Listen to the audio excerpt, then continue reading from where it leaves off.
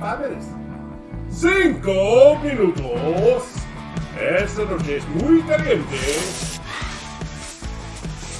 Hey, download your TikTok app today so you can have Chinese spyware in your house for free. You go down! Give me money! Fucking future! We're talking about a fat ass and everything, yeah. No, I said loud ass. It's like I took a poop and it was one of those painful ones that brings a tear to your eye.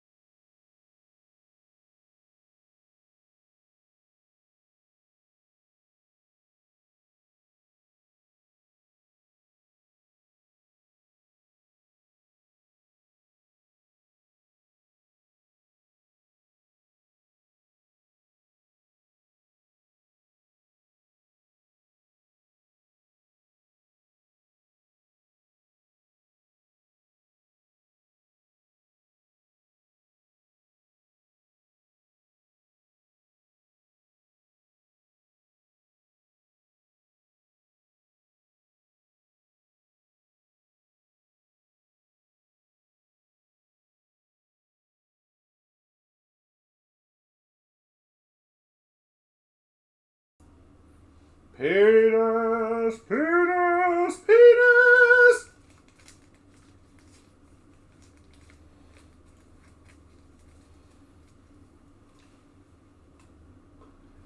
I don't know how that's become a thing where I just forget to unmute the mic, because like I mute the mic out of consideration for everybody that might be here immediately, which is nobody.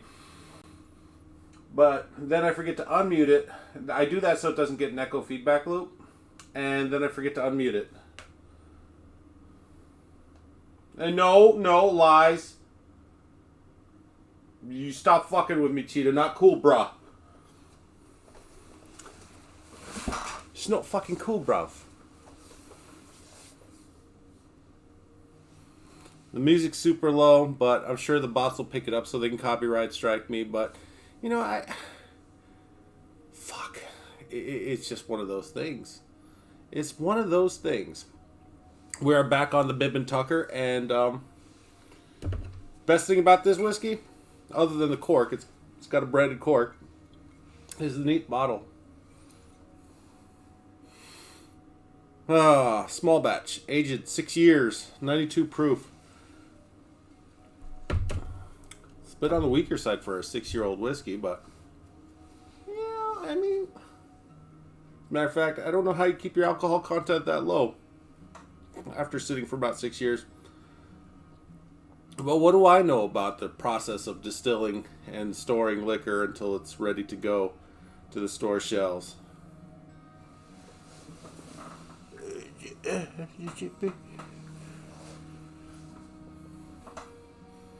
So, as I mentioned yesterday, little baby had herself a big day. She got shots and she got a bath. I drink and I know things. If anything, I'm Tyrion Lannister. I'm definitely no Jon Snow. Dude, you fucked your sister. Hello, motherfucker. Cheers.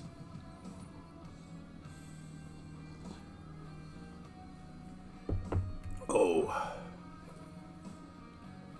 Maybe what we'll do is we'll take this other ball because it's getting in the way. It's not doing anything to keep the whiskey cold. I'll put this one in. Ooh. Oh, Daddy, chill. Ugh. Family. Keep it in the family. Auntie. I love it when my auntie comes over. Excuse me? It's got to ruin everything for everybody. Jamie was hooking up with his sister, though. And he was a flawed but somewhat lovable scamp.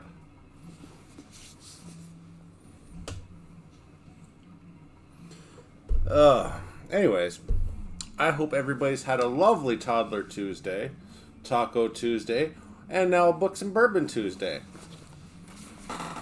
Still Toddler Tuesday, though. You doing the dance? You doing the dance, Ray Ray? Nah? Oh, the Puglies and their hung-upness. Ooh, I told people we were more than halfway through the book, and we're almost halfway through the book. Almost, not quite. Oh. The music is at a loud whisper. Can you guys hear it at all? I bet you could probably hear the computer fans. I need a post-it note list. What do you mean a post-it note? For what? Yeah, I forget stuff all the time, but I'd probably forget to get the post-its. Oh yeah, Kid Jewies! Oh, you guys hear about the latest with Obama, and there was a noose found over in Chicago at their library? Just like, what? Juicy Smollett, he's the one that planted it. Juicy did it. Juicy did it. Because he didn't go to jail, did he? I don't think he did. Maybe he did. I don't remember. One of Juicy's friends posted it. I don't know. I mean, I believe before getting hung, Obama should be tried for his many, many crimes against his own alleged country and his war crimes in Syria. And then he should be, once found guilty, he should be summarily executed. Oh, right? Maybe I put that thing on my monitor. Unmute mic. You know what? It probably was the Russians. They hacked a noose into his office. It's either Orange Men or Russians. Which, okay. For those of you that are still drinking the Kool-Aid, I'm just drinking whiskey instead. Chapter 8. Off to the races. Oh, okay. I was like, oh no, he's wearing assless chaps, but he's wearing jeans underneath it. So, boop, boop, boop, boop. Yeah. Look at them! Look at them babies. They were so young there. My goodness.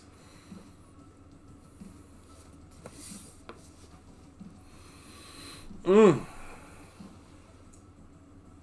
about Clinton's? Oh yeah, I mean, yeah, for sure, for sure. I mean, at this point, with the pile of bodies behind them, I wouldn't blame anybody for being somewhat afeared for their lives when it comes to putting them on trial. I mean, even if it's just a mock trial and they shoot him in the back of the courthouse, I'd be okay with it. But I just feel like people feel like certain classes of people can get away with whatever, which has been proven time and again. What's the most high-profile case where they actually went to jail, completed their trial, and then got sentenced that you can think of? Epstein never got tried. He hung himself in jail, right? There's probably Epstein, but he never made it to court. Anything else? I can't think of anybody. Giselle, his right-hand lady, she's not dropped a single dime on anybody, and yeah, there's a lot of fishy business going on in this corrupted aquarium we live in.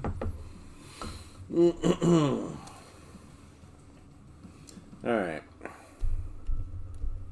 Oh, you know what we got here? We got whiskey. Let's have another sip, and then we'll get started with the reading. Oh, well, that is not terrible.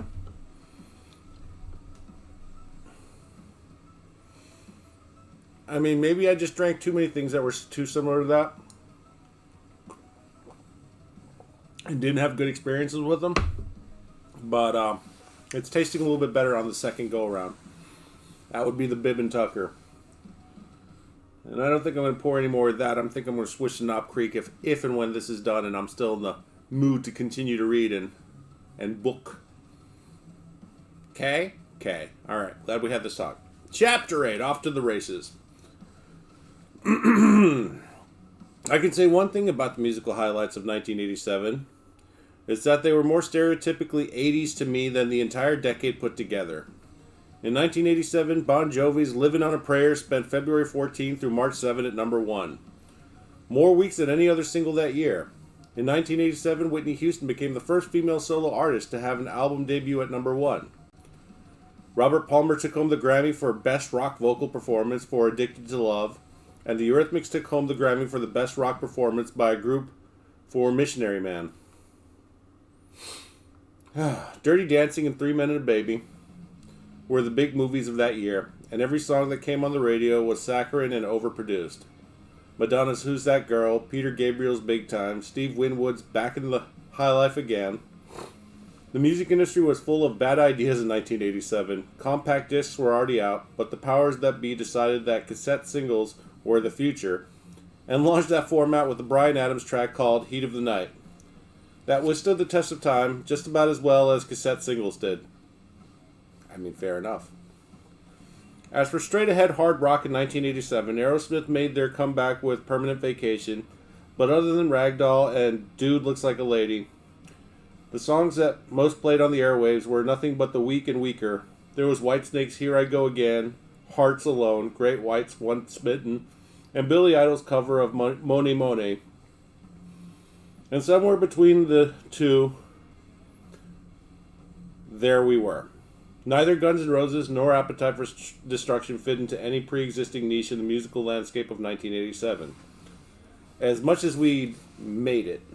Oh, Nana's collar. What do you mean you got a test, Nana? She got a shock collar? What do you mean? It was the same as it ever was. We had to build a space of our own. Appetite for Destruction was released on July 21, 1987, to little or no fanfare at all. To be kind, I'll say that it was a hit on the underground circuit. It had a small cult following, transmitted by word of mouth like Metallica's Kill 'Em All. Ooh. Well, that dog is... We're going to rename her Sparky, because she don't stop. Huh. We found early fans in the cult after their lead singer, Ian Astbury, saw us play at the Marquee in London. It's an okay song, but it is, like he said, overproduced and kind of weak sauce. Anyways. Later on, he told me that he knew immediately that we'd be huge. He got us signed up as the opening band on a 2-month leg of their North American tour in support of Electric. That album was produced by Rick Rubin and was a major departure from the cult's goth-influenced roots. It made sense they'd want a hard rock band like ours supporting them because Electric sounded like it was recorded in 1973. The cult had a huge worldwide audience by then, and though Electric would be the album to do it for them, they hadn't quite hit it big in America. I was exposed to that record through the girl I was sleeping with at the time. Chicks were good for finding out what was cool at the moment, but they always seemed to be up on the records of the day. Fuck. Words are hard. Ooh, a little bit of light? Maybe. Before we took off on the cult tour, we shot the Welcome to the Jungle video, which was our first. It was a 2-day shoot. The first day, we shot all of these little vignettes that define each of us as individual characters in the video. Axel gets off a bus, Izzy and Duff are seen out on the street, etc. If you blink, you miss my appearance. I'm the drunk sitting in a doorway with the brown bag bottle of Jack. We shot those scenes on La Brea, outside of some little storefront that our director, Nigel Dick, had found. I was not unfamiliar with the long and arduous process of making videos. I was an extra in a Michael Schenker video for a song off his Assault Attack album in 1982. Over the course of the evening, I waited for my call time for Jungle. I got plastered drunk. I found the constant cycle of hurry up and wait that is standard on any kind of film or video shoot so boring that by the time they were ready for my scene, it was more of a candid portrait. That video captured where I was in that moment. A minute after the director called cut, I got into a fight with our manager, Al Niven, over what I have no idea, and neither did he. I told him off and I wandered into the night and hitchhiked to who knows when. Not where, but when. Okay. The next night we shot at the Park Plaza Hotel, which was a location of Dale Gloria's Scream Club. Dale is a local nightlife celebrity in Los Angeles who has owned and run a variety of clubs. Scream was the most legendary. That second day, yet again, was another long shoot on location, but at least we shot the band performing the song live. We made an event. We did the song on a closed set, then we opened it up and filled the club with an audience and played it 3 times in a row. That was cool. And that was a wrap on our first video. A day or two, maybe a week later, we set off on tour with the cult to support them during a 2-month August to September swing through Canada, the West Coast, and the South. The tour was great. None of the usual bullshit happened where the headliner predictably sabotages the opening band by turning down their sound so they make that much more of an impact when they take the stage. What? People do that? That's shitty. I think the cult had circumvented that issue by choosing us, a band from LA that no one had heard of. Whatever it was, there was a great camaraderie among our bands. Ian and Axel got along very well, and Duff and I hung out a lot with bassist Stephen Haggis Harris. Still, I'm not quite sure what they knew they were getting when they hired us. One thing was for sure, this outing confirmed my passion for touring. These were meager beginnings, but they launched my enduring love affair with the road. I remain an irretrievable road dog as of this writing. Come back here, Johnny. Roof. Dog gets on a bus. Yeah, that's it. Another pattern has endured in my life. That has endured in my life established itself again at this time. I ditched heroin as a daily habit and made the smooth transition into booze. Classy. We were working now, so I'd predictably replaced one addiction with another, exchanging smack for full tilt drinking. I was naive to think that I was so tough that I'd gotten myself all clean and had no problems with addiction whatsoever. The truth was I hadn't changed anything. I'd only substituted the substance. I transitioned my addiction from illegal to legal. Because alcohol was acceptable to everyone, it was an expected facet of everyday life in rock and roll. So if I was drinking heavily but not shooting up, those in my circle were fine with that. What did they know? From that point on, aside from a few isolated incidents, it was a few years before I had serious heroin issues again. The interesting thing is, in the interim, my entire point of view on heroin changed. Soon it was as if I'd never tried it at all. Somehow I totally forgot about it and lost all interest in it, even when people around me did it in my presence. I still don't get it. I take my drinking to an all-time high as a replacement, though I tried really hard to be mindful of never exceeding my limitations before a gig.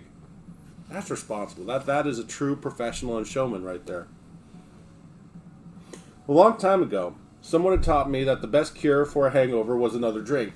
The hair of the dog that bit you. That became my philosophy, because it worked. The only problem was that during this period, the parties never seemed to stop, and so began a cycle. I woke up with a hangover every day, so I started every day with a fresh drink, and drank enough through to the next party that night. In no time, the parties blurred. I was drinking all night into the next day, and into the next night after that. There really wasn't a day when I took time off from drinking, because there was generally a party to get to every day. It was all part of my daily routine. That's classy right there. On the cult tour, we stayed in cheaper hotels than they did, but that didn't stop us from wreaking havoc at theirs. Often the night ended with Duff and me being kicked out either by the hotel staff or the band members themselves, and being faced with the challenge of finding our way back to wherever the fuck our hotel was. One night I was so drunk that I passed out on a couch in the lobby of the Cult's hotel, and Duff left me there. I woke up around 5 a.m. after having just wet myself in my sleep. To make matters worse, I didn't have my hotel room key and had no idea where we were staying. Nice. Oh, the staff at the hotel would not help me at all. Probably because I was soaked in pee and smelled like a bar. I headed out into the Canadian cold. It was freezing and I wandered around just hoping I'd find my way. The only hotel I could see once I got outside was a long walk away, but lucky for me it turned out to be ours.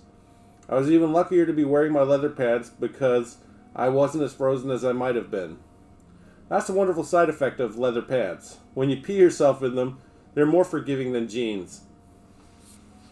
That's a 200 IQ move right there. Smooth move, X-Lax. Leather pants. Write that down, kids. I was just so excited to be on tour with anywhere with an actual tour bus, no matter how shitty or unreliable it was. As a band, we were like the scrappy underdog team in a sports movie. We had inferior gear and nothing but the clothes on our backs, but we had enough heart to win the championship. We were a rock and roll version of Slapshot. We were even playing hockey in hockey rinks in Canada. The tour started out in the eastern provinces and continued on to the west coast, down into the American Pacific Northwest. South through California, then across Arizona and Texas, into Louisiana and the Mississippi Delta region. It was a trek. Sounds like it. That's a lot of bussing. In Canada, nothing shocked us, but we shocked everyone. Too often I felt like we were the Blues Brothers in that scene where they show up to play the redneck bar and they're pummeled with beer bottles. We had the attitude to back it up whenever we found ourselves unexpectedly in a hostile environment, which was good, because a few times we did. Even when we didn't, all across Canada, we got weird looks wherever we showed up. We thought we were normal, but I could see pretty clearly that the way we carried ourselves was not normal to these people at all, or other people for that matter. We were a gang of heathens who thought we knew everything, but in reality, we knew nothing. I imagine that the cult looked at us like a volatile piece of equipment. We are interesting to some of them because we had a unique timbre, but we were a machine that might crap out at any moment. Sounds about right.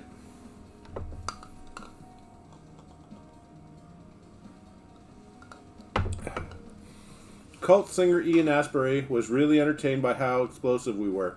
He enjoyed it. In his mind, we were ferocious and really hungry, and all of the qualities that seasoned rock people envy. He was right. We were all that and more. We were just like an M80 in a Coke can. Cult guitarist Billy Duffy, on the other hand, just seemed like, yeah, whatever. He either wasn't interested or wasn't buying it. In any case, more often than not, they'd stop by to take a look at our antics. Check out the monkeys in the cage! We got up there and did our gigs every night on that tour, but the truth is I never felt satisfied doing those shows. We had yet to become a solid touring entity. We weren't seasoned pros just yet, and that ate at me. It probably made it entertaining because we were so loose around the edges. We showed up with no experience, just the clothes on our backs, the gear on the stage, and a handful of songs to play for people who had never heard of us. I think we were the only ones who knew we had a record out. That's kind of sad when you're an opening band for another act, but you know what? At least you're out there making money, getting exposure to areas that might never have heard of you. Otherwise, waffles. We played hockey rinks, theaters, a few small festival dates with a handful of bands on the bill. As much as I was happy to be out there touring, which I thought was the greatest thing ever, I couldn't get over the fact that it wasn't quite as good as it should be. Oh, sorry about that. Boop, boop, boop.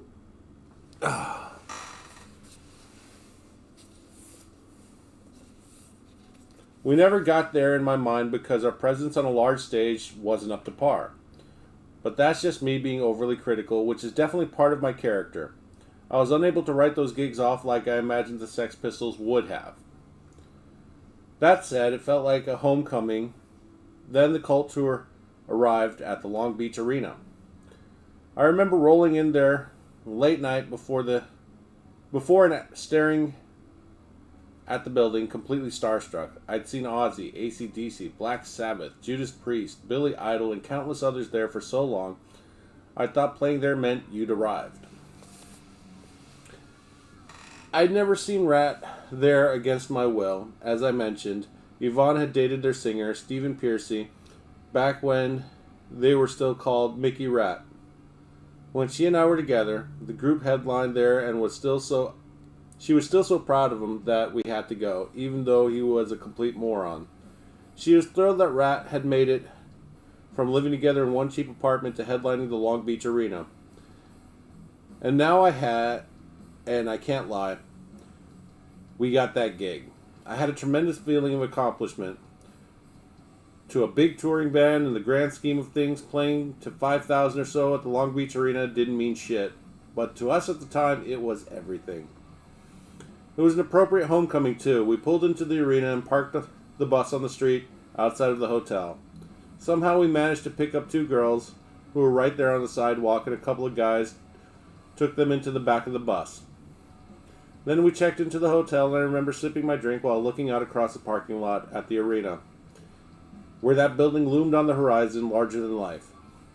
The next day our friends from LA came out, and we went on. They gave us that more attention than all of the Canadian crowds combined had done. It was great. We were home. We took to the touring routine pretty naturally. We were off to the races right away. We were built for it.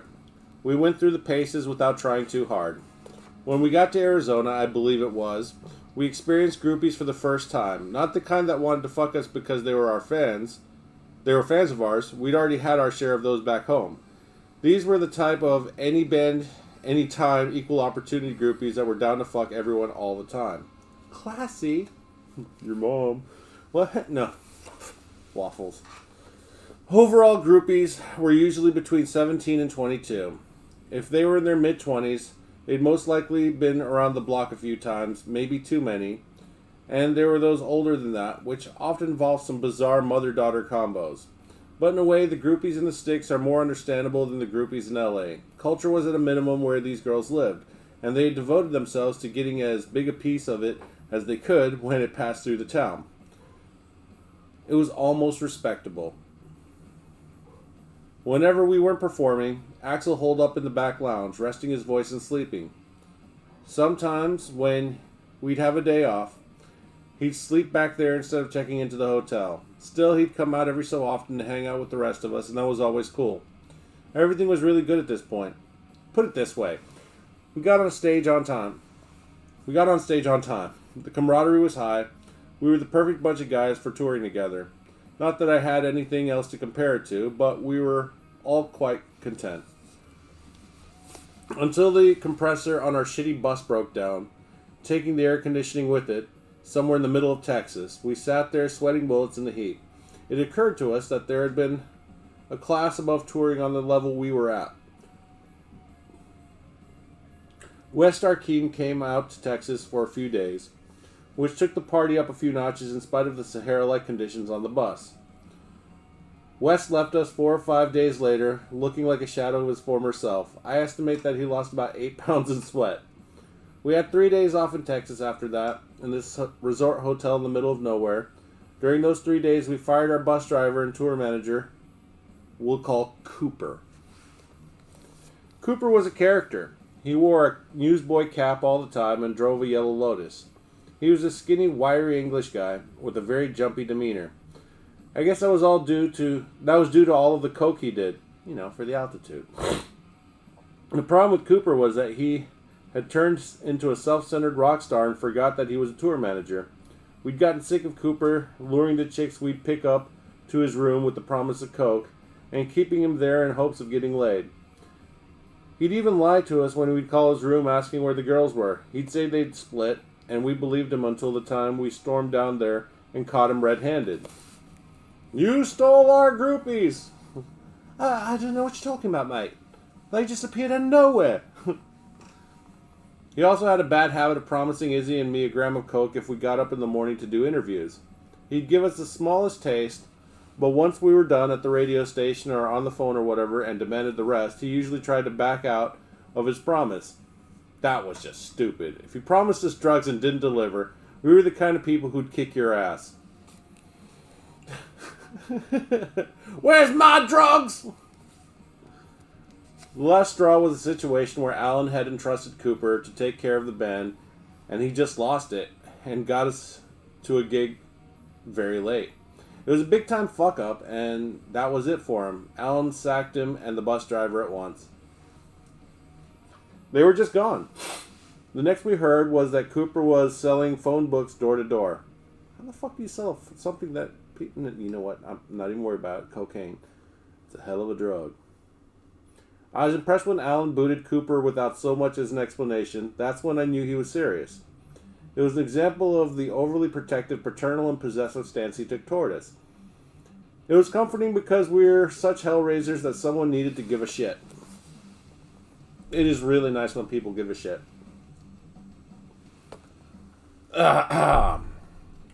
It was it was great that Alan trimmed the fat, but the reality was that after those days off, we needed to get to the gig in Houston, and we had no tour manager and no bus driver. We had to seek out other transportation on the spot. I don't remember what the other guys did, but Duff and I drove in this Trans Am with this girl I'd picked up. All was fine until we got caught in a torrential rainstorm because her car had no windshield wipers. The rain was coming down so hard I had to lean out of the passenger side window to use my upper body as a shield to keep the rain off of one half of the window while I wiped the other half with my arm so that she could see well enough to drive. Our Houston gig was killer, and after that we saw more of the South. Louisiana was right up my alley, especially New Orleans, with all the voodoo and the presence of African religion and black magic. We went to a really authentic bayou restaurant in the swamplands where I ate rattlesnake and blackened alligator. It was such a great time for me. I came to realize that there was no other place I'd rather be than on the road, and that I'd hit it right in terms of a career. My dad used to tell this story. He would just randomly tell it about this really tall guy. I think they were in the same unit, but apparently the guy I think he had an old VW Beetle or something, and his windshield wipers didn't work, so whenever it rained, he just took his long ass arms in and around and he would just wipe the window like so. And I guess he was so impressed by it that he has to tell the story about once or twice a year for the past my entire life. Love you, Dad. We locked ourselves into a set road crew for this tour as well. A cast of characters that became our team for years. We'd rehearsed before the tour with Mike McBob Mayhew as the rhythm guitar and bass tech. And McBob used his keen sense of humor to remind us of just how low we were on the food chain by constantly pointing out the pedestrian nature of our traveling accommodations. He had years of experience on the road, and his little comments here and there were all the reminders we needed of the Shangri-La of our tour bus was a mirage. Why you gotta be a jerk about shit? That's what I do. Be better, McBob. McBob had been with Duff and me to this day. He is part of the Velvet Revolver crew, and after all this time, one of the more entertaining aspects of having him around is his still endless supply of road stories. Many of them end with Mike landing himself in the hospital due to all sorts of ailments and injuries that are typically self-inflicted or an unforeseen effect of partying. Whoopsie! One of the most memorable stories in his arsenal is about the time he got so drunk he fell out of a car, skidded on his head down the pavement, and woke up in the hospital with a metal plate in his skull. Sometimes it sets off metal detectors in airports. McBob was like Robert Shaw, Captain Quint in Jaws, sitting there on the bow of the Orca, dropping these heavy war stories on us like a one-man atom bomb. You guys still there? You're so quiet. I mean, I know you're just super intrigued by the life and antics of Slash and Guns N' Roses, but come on now. You guys can talk. It's okay. I won't be mad at it. That's what we're here for. We're here for community. For talking, hanging out, jaw-jacking. I mean, unless you guys are too busy drinking or masturbating to my beautiful baritone, and don't tell me. I'll just imagine that to be true and try not to picture it. Fair? Fair. Okay, cool. Glad we see eye to eye. Penis. Our group was rounded out by Bill Smith, my guitar tech, whom I soon realized it was in it solely for the beer. He was a sweet guy. He loved to party, and he sat there on the side of the stage, watching the show more than helping run it behind the scenes. I'd say he probably changed 5 guitar strings the entire tour. He was able to swap them out okay. It was just he didn't get it done on any consistent or logical timetable. Thanks to Bill, I learned to play more carefully. I tried to never break a string because if I did, I never knew when I would get that guitar back. I only had 2 guitars on the road, and I'm not sure what was taking so much time. Needless to say, I had to replace Bill. All things considered, between our crew and our inexperience with touring on a professional level, our operation came off like the Bad News Bears. We all got to start somewhere. Humble beginnings. I mean, it's not like when their friend's car just died in the promise of free drugs and they left him behind hitchhiking. That is quite a thing. There is an essential motive for touring that never dawned on us back then. We were completely ignorant that touring was intended to promote our record. We thought of it as all of us for the sake of playing. It was to me for work for the sake of work, because without a tour, I'd have nowhere else to be. We were too into the experience to think of promoting our product day to day as we walked on stage, but Alan was trying to figure out how to market this thing, probably so he'd have something else to boast about as much as just making it succeed. Alan wasn't doing a good job, and neither was Gaffin, because the one thing I was painfully aware of when we played every night was that nobody was aware of our record whatsoever. We felt as unheard of as any other band you've never heard of, so we kept it moving. We kept touring regardless of how we were received, and Alan and Tom Zutaut kept pumping Appetite. The only other option would have been to go home, and we had no intention of going home ever again if we could help it. For an entire year from August 1987 to sometime late in 1988, we didn't see LA for more than a few days. We just bounced from tour to tour. Al Niven booked us for a tour across Europe, opening for Aerosmith with Faster Pussycat on the bill. That was to kick off a few days after the Cult tour ended. Aerosmith had just returned to rock and roll, and we couldn't think of anyone we'd rather support.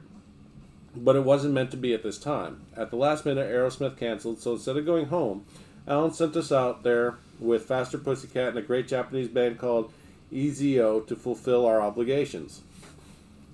It was our first headlining tour. It began in Germany at the Markthalle in Hamburg on September 29, 1987. It was great to headline, but we had a few issues. Faster Pussycat was one of those bands we hated from LA. They were exactly the kind of people we tried to avoid. The tour was also a bit of a culture shock. Hamburg still felt like it was a post-World War II casualty. The place had a pretty narrow viewpoint. It was a dark, industrial, sort of sour city that seemed as a whole as if they'd rather not have us there if they could help it. Oh, that's just Germans, man. The kind of environment always inspired us to show our true colors more than usual, which didn't go over well. Every time we'd walk into a restaurant, every head cranked around and the room got quiet. And when it did, we were all the more determined to order a bunch of drinks and smoke and carry on more than we ever would have done in the first place. I mean, fair enough. You guys were children and children's child or something. Children's chilled? Whatever. That tour was our first experience with Doug Goldstein, the new manager, the new tour manager that Alan appointed to look after us. I remember we got in late at night, a full day after Faster Pussycat, and the next morning I got up and went to Doug's room to collect our per diems before we set out sightseeing. All across Germany, and especially in Hamburg, there are outrageously graphic porno shops, usually in very easy-to-find central location, and that is where we went. I was excited to no end. I'd never seen anything so obscene in my life. I was like a kid in a candy store, pulling these insane graphic magazines off the shelf, bestiality, pregnant women, and the most depraved things imaginable, holding them up for the other guys like, have you fucking seen this? We were staying in the same hotel as Faster Pussycat. We ran into them in the lobby and said hello before we took off that day. We were civil, I'll say that, but not what I'd call friendly. Regardless, once we let them know we were going to head out to see the city, Mark Michaels, Pussycat's drummer, insisted on coming with us. His band looked a bit nervous. No, stay here with us, one of them said. No, that's cool, I'm going to go, Mark said. Really? You should really stay. We're going to go out later, another one said. Yeah, it's cool, I'm going with these guys, he said. Okay. We did nothing to encourage him, but let alone invite him. I even remember one of us blurting out, no, stay with them. But there he was, tagging along with Izzy, Steve, Duff, and me for the day. Our first stop was lunch at Euro McDonald's.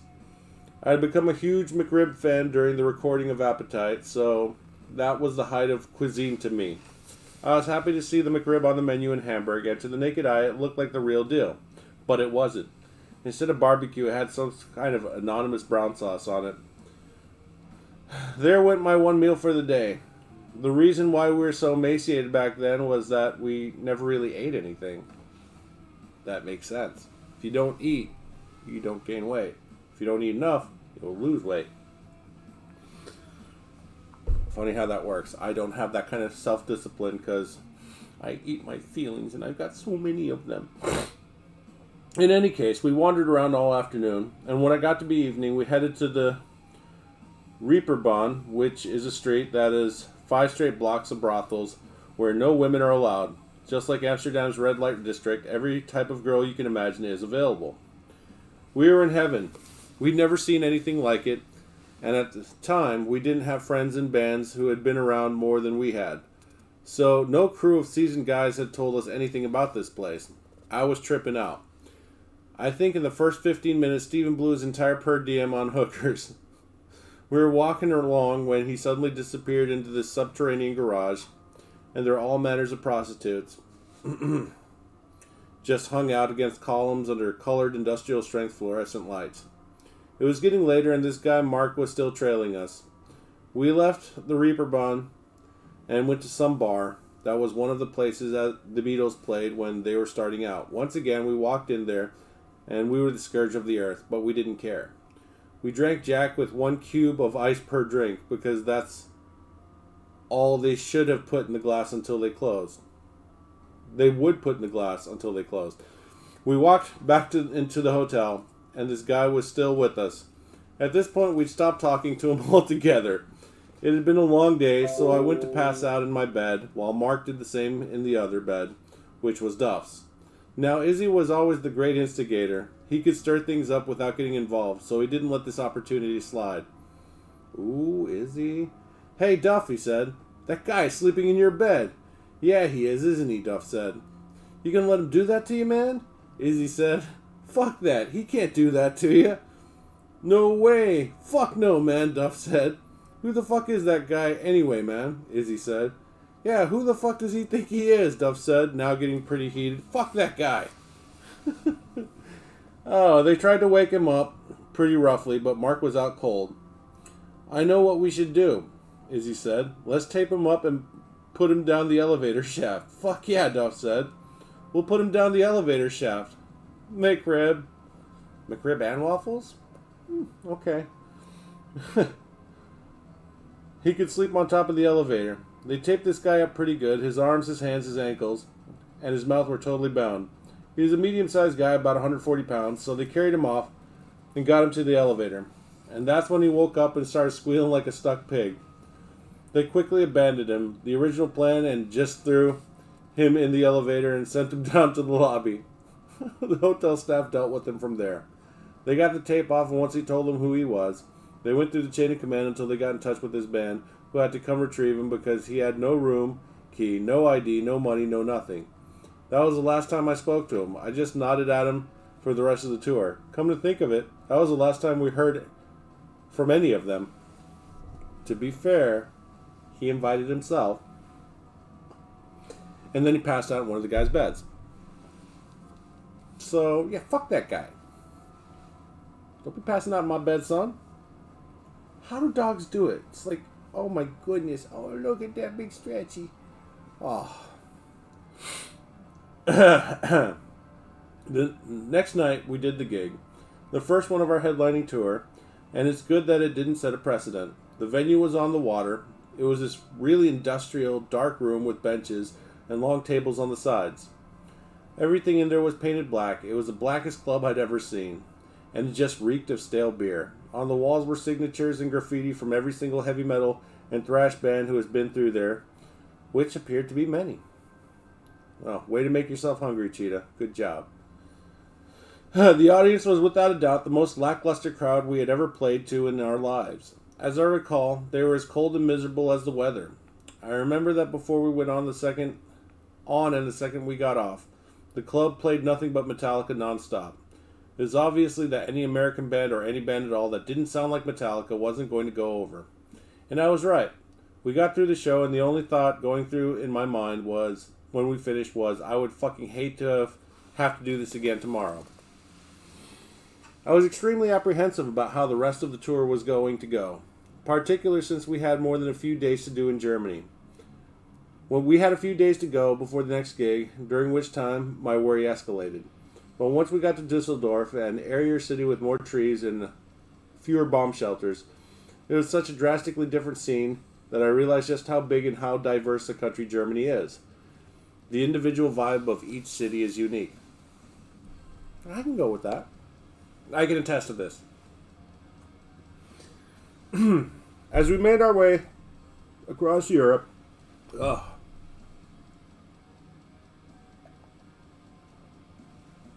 band started to get really tight. Our spontaneous interaction was becoming really pro, and playing was getting fun. We did most of the driving on our European tour in a sightseeing bus that we converted into a communal crash pad by removing most of the seats and filling the floor with cushions. Izzy had picked up a German girlfriend along the way, and she brought a friend along that I started hooking up with. I always liked to find a girlfriend in each territory that we travel through, and since I already had my English girl, Sally, waiting for me, I had to end my German romance abruptly once the tour crossed the channel. Oops. I told my German girl literally the moment I entered the room where Sally was waiting for me that she had to go home immediately. Damn, dude, that shit's cold. You blindsided the shit out of that poor girl. When I think of Europe, aside from the gigs, I remember spending most of my days off in and out of a variety of VD clinics. Back in LA, I was dating a porno chick as well as this sweet little junkie jailbait girlfriend I had. Right after we shot the video for Welcome to the Jungle, I remember waking up and discovering these 3 little weird red marks on the left side of my stomach. At the time, AIDS had really kicked in and become a national health issue. It started a strange hysteria among rock musicians. Everyone was alarmed, but most of us still felt immune to the whole thing. We figured that no one needed to worry about it until David Lee Roth got it. Fair enough. All the same, I had just read Time Magazine's cover story on AIDS, and the pictures of HIV-related lesions looked exactly like the marks on my stomach to me. It was probably just psoriasis or an irritation, but I was convinced that between my porno chick and my junkie girlfriend that I'd caught it, because I hadn't used protection with either of them. I remember waking up Melrose near San Vicente after leaving the junkie girlfriend's place to go to a clinic for an AIDS test. I thought I was a goner. I was convinced that this European tour would be the only international tour I'd ever do before I died. Luckily, the test was negative. It didn't help on top of that. I'd picked up venereal warts, probably from the porno chick, which intensified my AIDS terror. I'd been pretty promiscuous up to that point and never used protection, but I never thought anything more serious than crabs could happen to me. When these things showed up, I thought, what the fuck is this? When I went to a clinic before we left and tried to get rid of them a few times, but nothing worked. They kept coming back. When we started on the tour, they had gotten so painful that I couldn't sleep on my stomach. I spent all of my time in and out of clinics in every country we went to, keeping these things at bay. I wanted to get rid of them permanently before I met up with Sally. Eventually I got them off properly so they didn't return just before we got to the UK. Sally never knew a thing. Right? If I had to choose my favorite show of the tour, it was the Paradiso in Amsterdam. The venue is amazing. It is a dark, foreboding building that used to be a church. Inside the main hall are high ceilings, arches, and great acoustics. So many legends had played there before, from the Sex Pistols to the Stones. So I was excited to do it. I remember Axl going off on old rock stars that night during the set. And I don't recall his exact words, but the gist of it was that any older generation rock star who felt that we were ripping them off was right. We were. But we were doing it better. I think he capped that speech off by telling Paul Stanley to suck his dick. Okay. That show was so great that Izzy and I decided to celebrate by scoring some dope. We were in Amsterdam after all, where soft drugs are basically legal and hard drugs aren't hard to find. At least that's what we thought. We spent half the night looking for dealers and eventually copped some smack that was so stepped on and weak that it wasn't even worth the effort. Obviously we were pegged as tourists. Poor bastards. Couldn't even get the good shit. We took a ferry from Holland to England, and for the crew guys who had tour experience, it was no big deal. But for us, it was huge. You could smoke as much pot as you wanted until you got there. It was wild. All of the crew guys in the band smoking themselves to death, trying to consume the rest of whatever they'd bought in Amsterdam. There was a main bar area, and Axl got so high that he went to sleep on one of the couches there. We were the only ones in there when he did, but soon the place filled up, and all of the other passengers sat around him and kind of leaned on him. I remember opening the doors to various cabins where one or another of our crew, like Bill, my guitar tech, would be smoking every last crumb of their weed so they wouldn't have to throw it over the side before we got to England. Cheetah got a contact high, that's why she's hungry. McRib. Mysterious brown sauce. We ended the tour on October 8, 1987, in London, and it was amazing. The band was really coming into its own. We'd had enough road time by then to know what we were doing. We had become comfortable as players.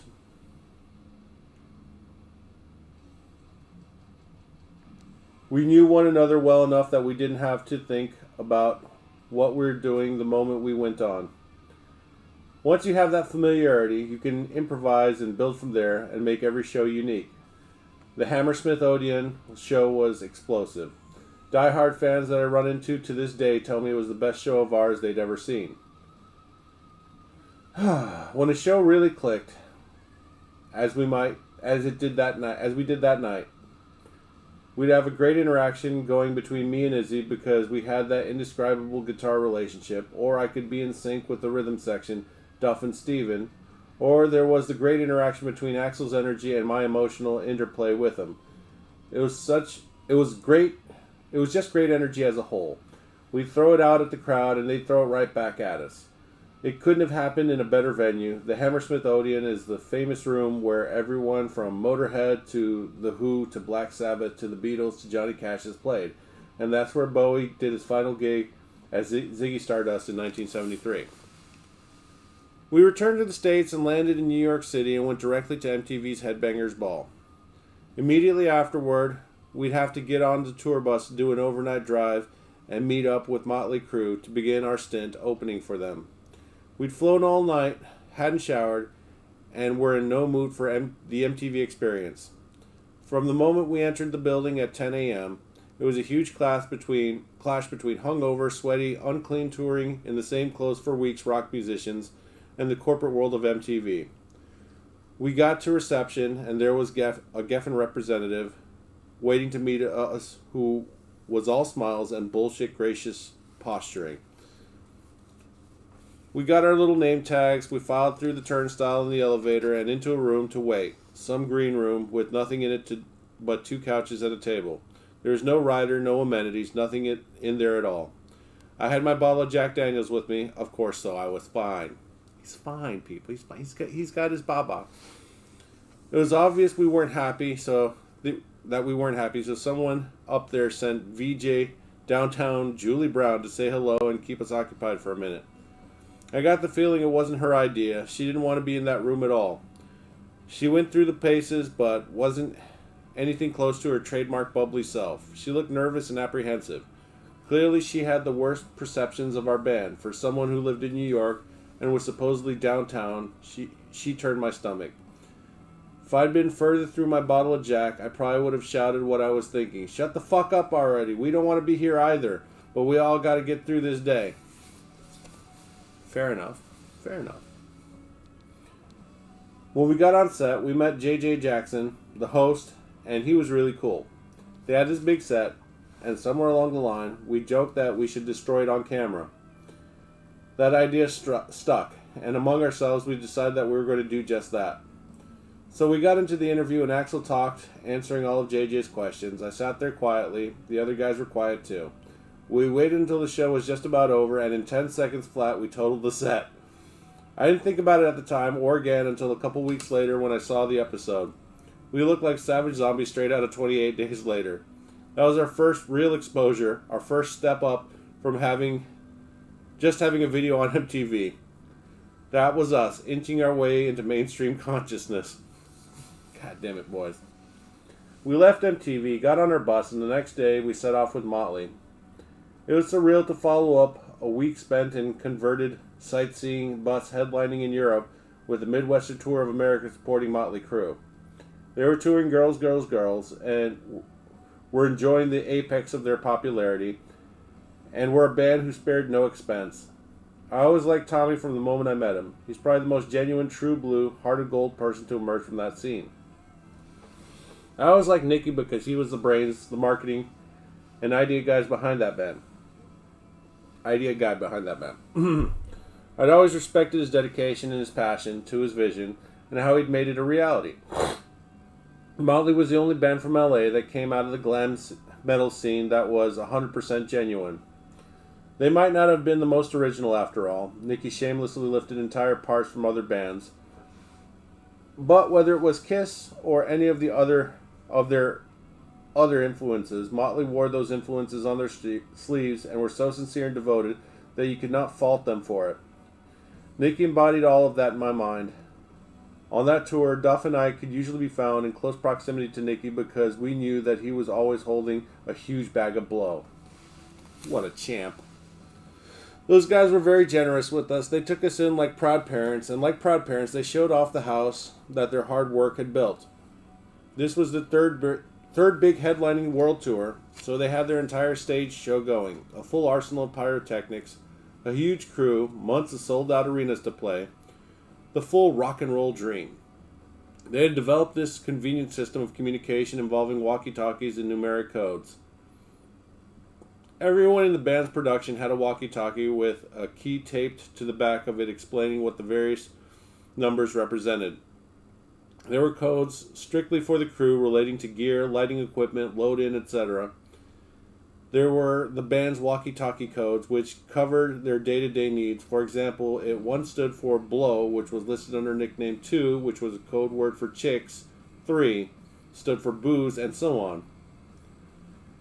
It was great. At any given time, as the situation required, they'd get on the line and say, "Hey, it's Tom. We need a number 1, a number 3, and if you see a few good number 2s along the way, bring all of that to my dressing room. And please hurry. Thank you very much." Oh, man. Those must have been the days. I can't imagine what today is like. You know, I need you to sign this consent form and non-disclosure form. Check all the things that you're into.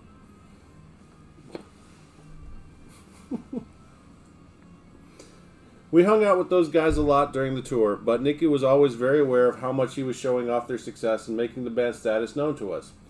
He and Tommy were the only ones inviting us over to enjoy their spoils. We never saw Vince, and for that whole tour, I never met Mick Mars. To this day, I've never actually met him. As much as it felt like Nicky was sharing with us, it was clear to me that he was doing it to boast a little, especially because we only saw him and enjoyed their privileges when Nicky felt like hanging out. There was always an agenda with him. In the touring situation, he was never out of control. Whenever he did lose control, he was always in a situation where he'd be taken care of. I respected that. Nicky didn't like to make himself vulnerable, and hanging out with the likes of us was not all that conducive to retaining control. Oh, well, how's that collar working over there? I heard her barking outside. Electrifying. Motley was traveling by private plane as often as possible at that point, and for one of the longer travel legs between gigs, Nicky invited us to join them on the plane. It was more than most headliners would have done, and flying Motley, I hear nothing right now, but you know, I'm not listening for it either.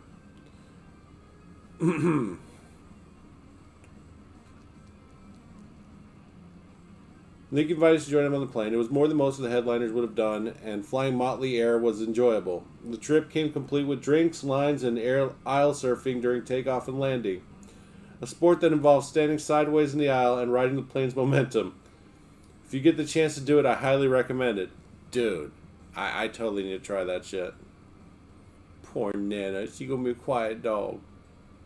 She's been working them vocal cords so hard for so long, and just built up that endurance, whoop, whoop, whoop, whoop, going off for hours. And now she's gonna be like the quiet, sad dog.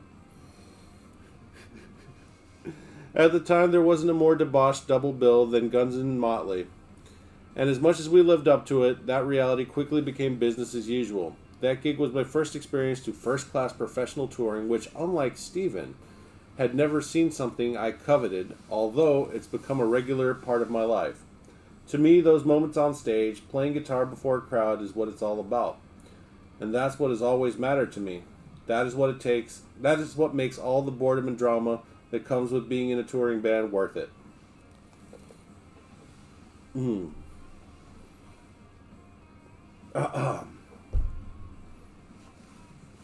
Oh yes. Oh, squeeze your face.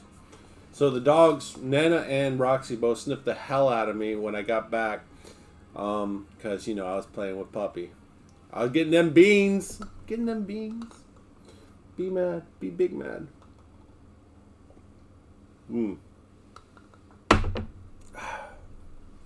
That tastes like whiskey. What the hell?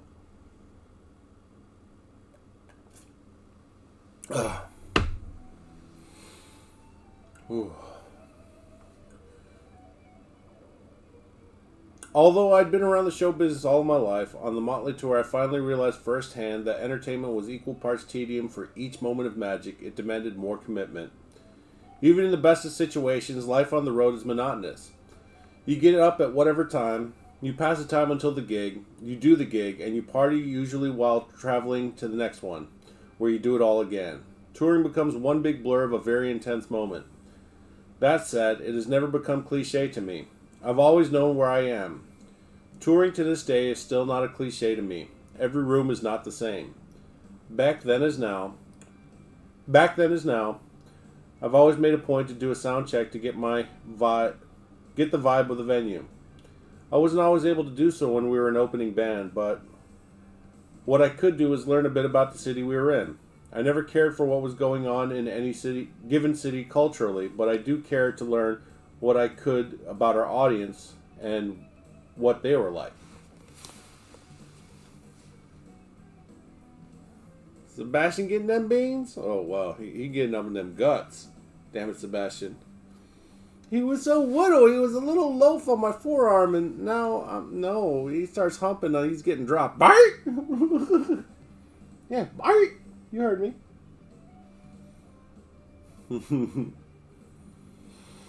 Unfortunately, whatever conclusions I'd drawn about the people who'd come to see us, wherever we were, would most often be left in the urinal of whatever bar I went to after the gig. In my mind, I'd have these moments of enlightenment that would be forgotten entirely en route to the next city, only to be relearned on the next tour. I had a finite amount of memory, and since I eagerly awaited the next moment, the past faded fast. If anything, touring to me is like Stephen King's story, The Langoliers, where the past is eagerly munching away at your heels, and as you desperately try to stay one step ahead. When you're that gung-ho to get where you're going, there's never enough time in a day. I don't remember sleeping or resting at all during this period. There was a fever pitch to everything, and I didn't want to miss a thing. It felt like if I slowed down, time would catch up, and then all of it would stop. So I did everything possible to put distance between yesterday and the present. I've always been that way, and I still am. It is why I don't have any memorabilia to speak of. I don't have gold and platinum records, only the guitars that mean something to me. My wife, Perla, was so shocked by that fact that she recently had the record company remake my platinum copies of all my records. She hung them on the wall leading up the stairs in our house. I think they lasted a week. They drove me nuts. They drove me so nuts I took them down one night and I put them in storage. I don't need accolades on the wall to remind me of who I am. Well, I'm being distracted right now by this lovely baby. Look at this lovely baby. Look at that pretty face.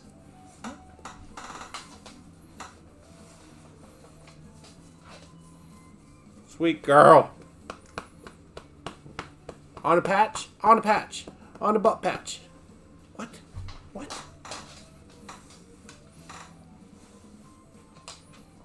Look at that baby. Look at that baby, people.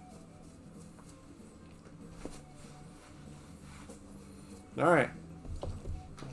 You done? Very aggressive kisses. I'm going to need you to lay back down. That doesn't mean jump on me. It does not. Not at all. Oh goodness. Got your snoozle.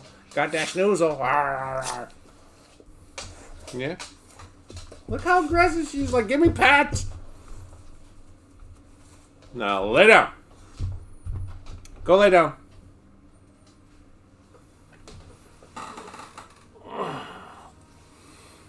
Lay down. I'm not playing. You got love and you'll get some more later.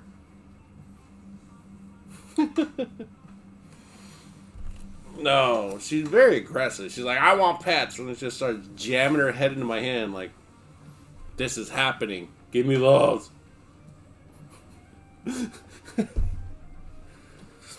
Oh, goodness. She's a very good girl.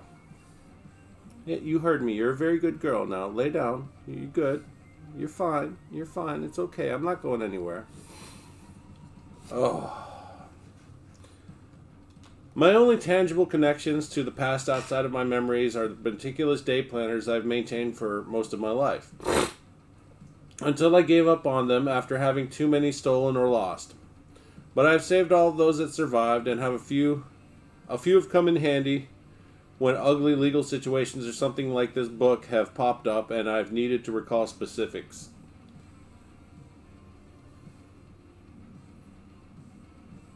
It was how I kept track of my life, and I did note every significant event. Oh, excuse me. That said, unfortunately, this tour with Motley is a black hole, because for the first time in my life, someone stole that day planner, along with all of the very few clothes I had on with me on tour. It wasn't hard for them to do. All of it was stuffed into the pillowcase that doubled as my luggage. Our security guard, Ron Stalnaker, would always handle our bags. He is one of those kind of guys who, against all rhyme or reason, had this need to carry things and exert himself. His mindset was robotic. I must pick up and carry. It was fine with us because we never used bellboys or porters anyway, because back then we couldn't afford the tips. So Ronnie had set our bags up against the side of the bus and gone back in the hotel wherever we were to get more bags from the lobby. Some kid had been there waiting and grabbed the first 2 bags set down, which were Duff's and my pillowcases. We hardly did laundry, and we didn't have to have anyone to take care of our shit. On occasion, and I mean on occasion, we'd go to a coin-op laundry and clean our clothes. We wore what we had and just kept getting new t-shirts whenever possible. Basically, once my jeans were worn out, I wore my leather pants for the rest of the tour. Bro, those clothes must have been ripe as fuck. Duff, Izzy, and I definitely lived by the seat of our pants, pun intended. Clothes-wise, we'd throw our shit into one laundry bag or pillowcase, both the clean and dirty all together. That bag was stolen and contained everything I needed that day. Socks, a new t-shirt, my day planner, plus everything else that I had to wear. We meant enough at that point for someone to steal my luggage as if it were a prize. I guess that's cool.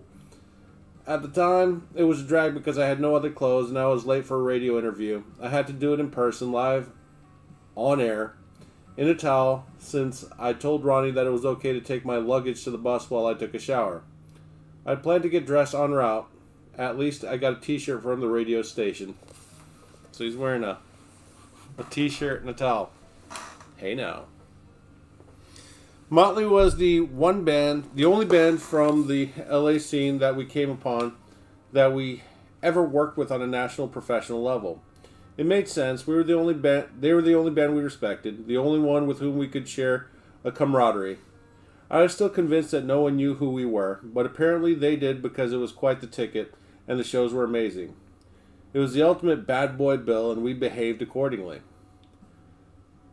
There was the night that Nikki Sixx and I got into a drinking contest. Depending on whom you ask, either I started claiming that I could drink both Tommy and Nikki under the table, or Nikki dared me to outdrink him. In any case, he and I ended up sitting at the hotel bar, wherever we were, and getting into a shot contest. Nikki had a system. He would order 4 shots, and I'd down my 2 right away. Then he'd down one of his and leave the second lingering, which I'd end up downing because it was just sitting there kind of as a community thing. I was aware of what he was doing, but I was still slamming quickly, and whether it was a conversation or whatever, I started to lose track. Soon enough, there were more shots that were there, the more I drank. In the heat of the moment, I'd do mine while he'd be nursing his, and there was the extra shot, so down it went. I'd never drink like that alone, and I wasn't fooled. I was totally aware of what he was doing, to a point.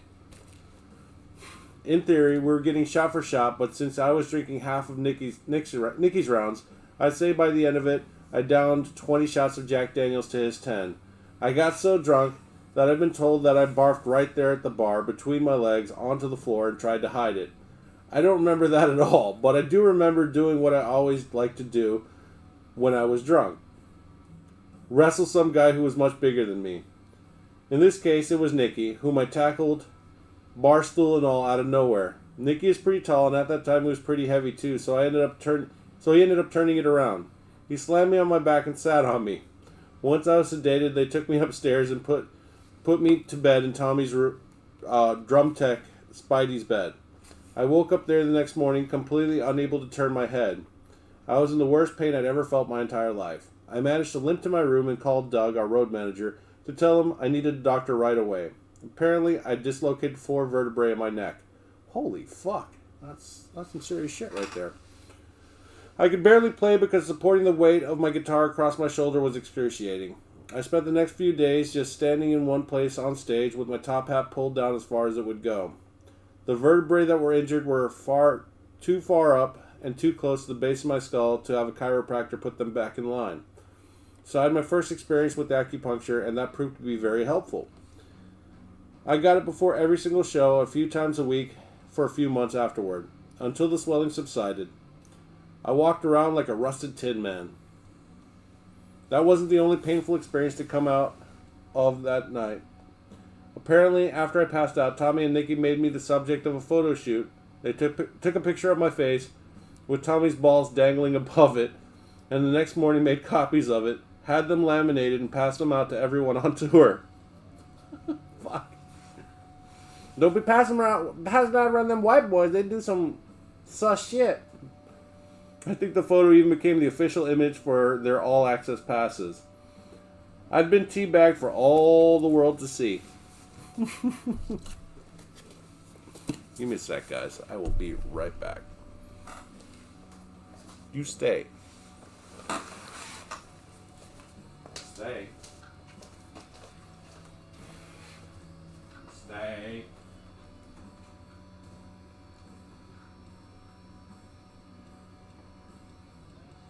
Stay.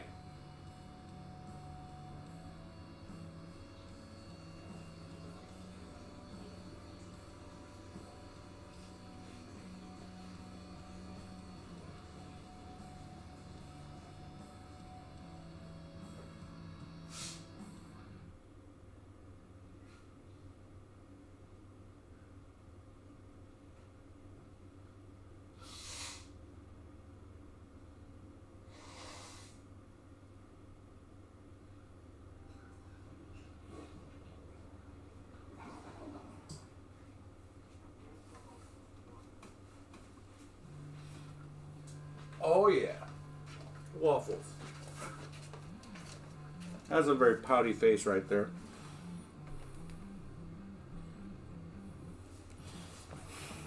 Anyways, hope everybody's having a good night. I'm thinking about making a short stream. You guys are kind of not here anymore. We need refreshes and stuff. Did you guys leave while I was petting the dog? What's going on here? We had like 6 or 8 people. I don't know. Something. But I am having a good time. I had to blow my nose. I had like this one weird freaking pea-sized boogie that was just like bouncing up and down while I was breathing, and it was just bothering the shit out of me. So we had to see about giving him a proper goodbye.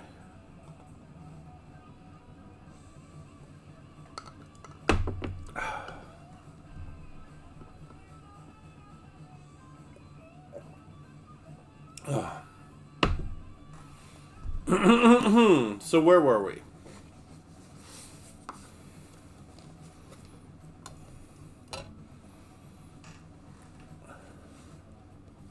Never before or since did Guns have that kind of relationship with the band we toured with. And never was there the same level of debauchery going on. Motley was the only group around with a like-minded, self-destructive mentality, combined with a raging sense of competition and one-upsmanship. That entire tour, we tried to outdo each other on every level, and it made the shows that much better. The only thing I've experienced that came close was when Skid Row opened for Guns N' Roses years later. And as much as I hate to admit it, I think Sebastian Bach on board, we took it all a little bit further. Hey, what's up, my dude?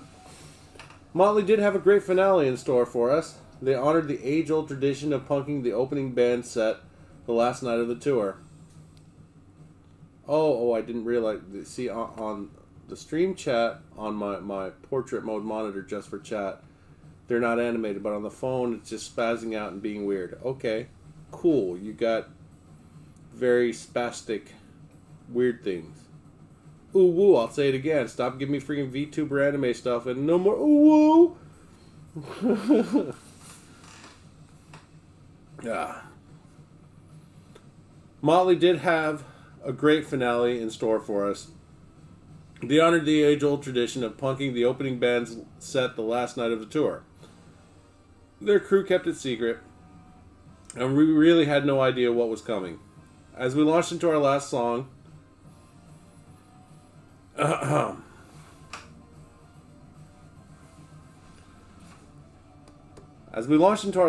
20 pounds of flour fell from the rafters. It was cool as we might have thought we were. In an instant, we looked ridiculous. It took me weeks to get all that shit out of the crannies of my guitar. Oh, all of it was definitely a learning experience. Motley were at the top of their game and were a well-oiled machine, but I'll never forget the look of terror in their manager, Doc McGee's eyes whenever I ran into him. He was dealing with the band on the edge on that tour, at the very end of every single night. Tommy was usually so fucked up that he looked like he was on the brink of dying. My last memory of that whole experience was watching Doug wheel Tommy through the airport in a baggage cart to catch their flight. Tommy was completely passed out at the time. He was a heap of lanky limbs that hung over the side with his head leaning all the way forward, his chin bobbing against his chest.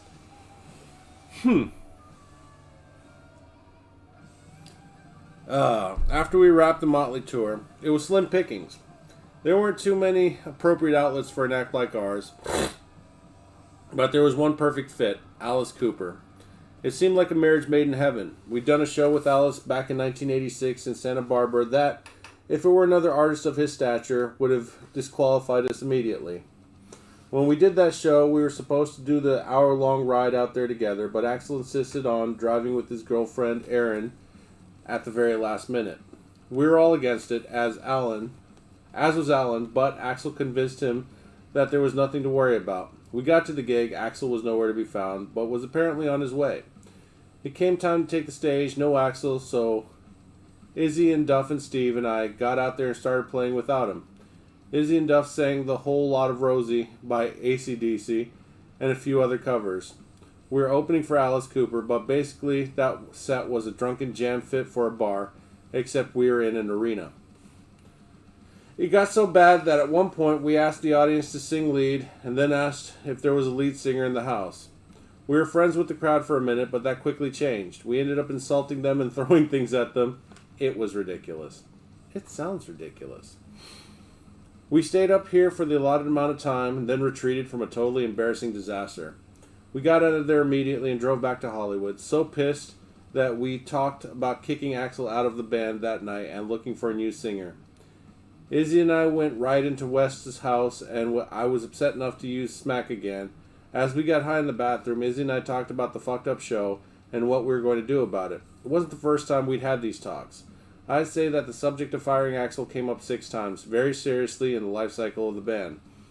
Izzy and I were in the middle of really strategizing how to do it when Axel showed up. He came into the bathroom and sat down on the bathtub, and he started talking. The amazing thing about Axel is that he didn't understand, in situations like this one, that he had done anything wrong. It wasn't within his frame of reference. He walked into that bathroom believing he had no reason to apologize as far as I could tell. All the same, he spoke at length, and as much as the conversation left the subject of his absence at the gig, he did make a type of very vague apology. And when he did, he also explained with much more passion than he lent to the apology why he'd done what he did. His reasoning for his actions was so involved that all that I came away with was the impression that he was totally unaware of the implications of his no-show and what had transpired in his absence, that he literally didn't get it at all. There are certain protocols that Axel just didn't heed. Since he's not in the same mind space as other people, the accepted norms just don't occur to him. And see, you know what? Honestly, I think if they would have fired Axel and gotten somebody that was less of a flake, maybe there's a chance that the music might not have been as good, but Guns N' Roses might still be a band. Bro, what the shit? You just putting these little chibi faces on? It's ridiculous, man. It's ridiculous. Oh, ridiculous, I say. You can talk, but this is just silly. It's silly, I tell you. Silly goose. Honk. Explaining these norms might or might not make a difference. You'd never know. Axel is super intelligent. I swear to fuck. Fucker. Axel's super intelligent, yet at the same time he lives in a place where the logic that governs other people does not apply. He doesn't ever realize what an inconvenience his choices might be for others. He means no harm, it's just the way he is. It's very hard to try to even explain to him. He is as sincere as anyone can possibly be, but it comes down to the fact that Axel, regardless of the world around him, insists on existing according to rules that could hold true only in the universe that he has created around himself. That Alice Cooper's show was a clear example. I remember being really angry, and Izzy felt the same that night. But as pissed off as we were, sitting there in the bathroom discussing how we were determined to find a new singer, when he showed up, Axel still won us over. But surely, we found it in our hearts to just let it go. Of course, it didn't hurt that we'd been doing smack, so we were so loaded that after a while, none of the drama seemed to matter anyhow. So, Axel's lucky heroin saved his ass. How many people can say that heroin saved them? Might say cocaine saved them. I know about that.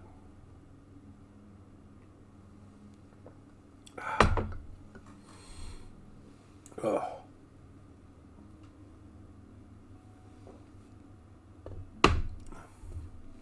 Maybe. No. Cocaine never touched the stuff. Anyways, in any case, that was then, and this is certainly now. Apparently, Alice had gotten a kick out of that performance of ours. I think he'd seen a bit more of his younger self in us. Alice was supporting Raise Your Fist and Yell, and hadn't had the best year. He'd almost been killed on stage when his famous guillotine stage prop malfunctioned and nearly decapitated him. Alice had cleaned up his act at the time too, so aside from a few rowdy members of his band, we were the only obviously bad apples to be found on that outing. We set off on a leg on his U.S. tour with yet another entry-level burned-out unforgettable bus driver. My goodness, my friend. What are you doing, Necrosis? Seriously, dude. You can talk. But this is just, it's weird. It's very distracting to see the little twitches. I don't appreciate it. Oh. I really don't. If you want to talk, that's fine. But torturing me where I hold the keys to the realm, don't try me. I've got little patience for it. Nothing against you. Just yeah, I appreciate it. Thank you.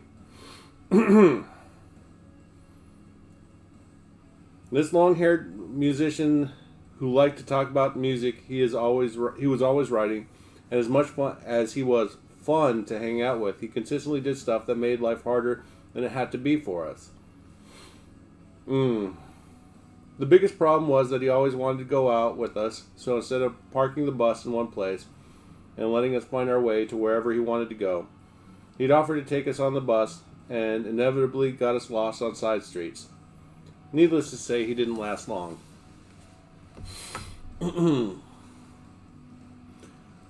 we first came out on the tour, Alice was super kind and supportive. He welcomed us on board with no agenda. There was no hierarchy and no bullshit. He genuinely liked our band and what we were about, and we completely looked up to him. We took lots of pictures with him. Put it that way. It was an interesting transition. Being around Motley, we'd seen a large-scale production going on and a predictable performance every night. With Alice, it was the same at a whole new level. As much as we'd been fans for years, based on his records and lyrics and persona, it was something else to tour with him. He had a keyboard player, a weightlifting behemoth of a guitar player, as well as Kip Winger on bass, another guitar player, and a drummer. He was backed by a bunch of hired session guys and had all kinds of props, and it was an interesting show to watch. Alice interacted with all of it. He had an 8-piece band, backup singers, actors, costume changes. It certainly was a show. Oh, and well, just in case you guys weren't buying it, he's here on stage with the man himself. Yeah. Okay, penis. Yeah. He also had a snake, which I was excited to see. But Alice wasn't a snake collector. He didn't have one at home. It was more of a prop as well. He did have a guy there to take care of it, a guy who wasn't very knowledgeable about how to care for this poor boa constrictor as we traveled across the frozen Midwest, so I gave him some tips. Regardless, we kicked ass on that tour. Because of the production, we're right up against the front of the stage, right up against the audience, and that was the catalyst. Those shows were dynamic with minimal lighting and venues smaller than those on the Motley tour. All in all, it was a huge and swift departure from where we'd just been. That was the one theme that characterized this time for us. We changed gears constantly. As drastic as they were, those changes forced us to learn a lot in a short amount of time. If we didn't adapt, we would fail. It was that simple. For a band stuck in its ways, it was good for us to be forced into all of those different situations with no warning. We were in central Michigan in some nowhere town.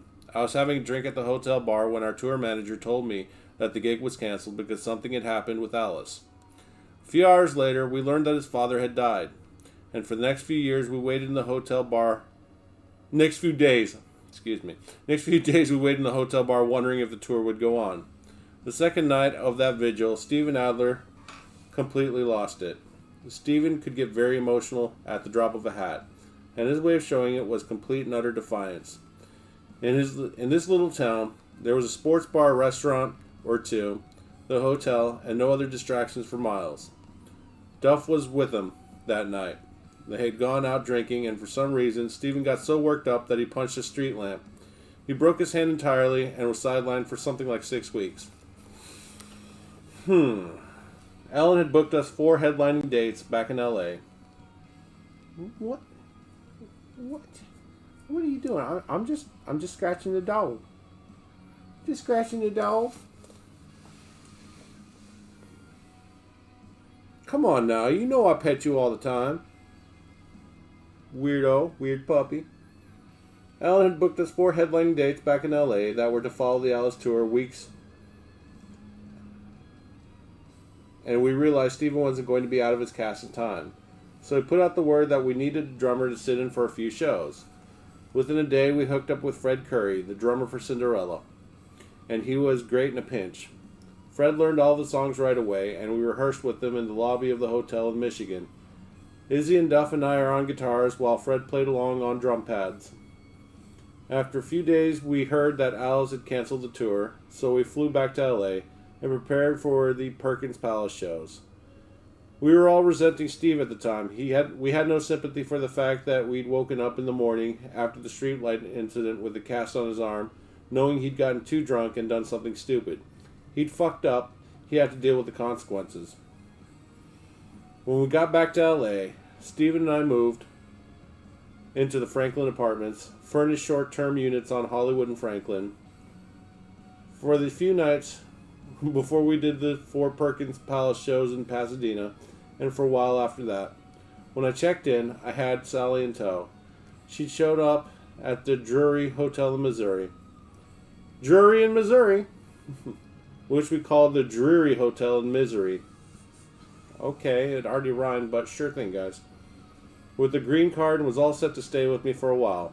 She is from Sheffield and is a real English girl, so she was out of her element immediately, touring with us, but she survived.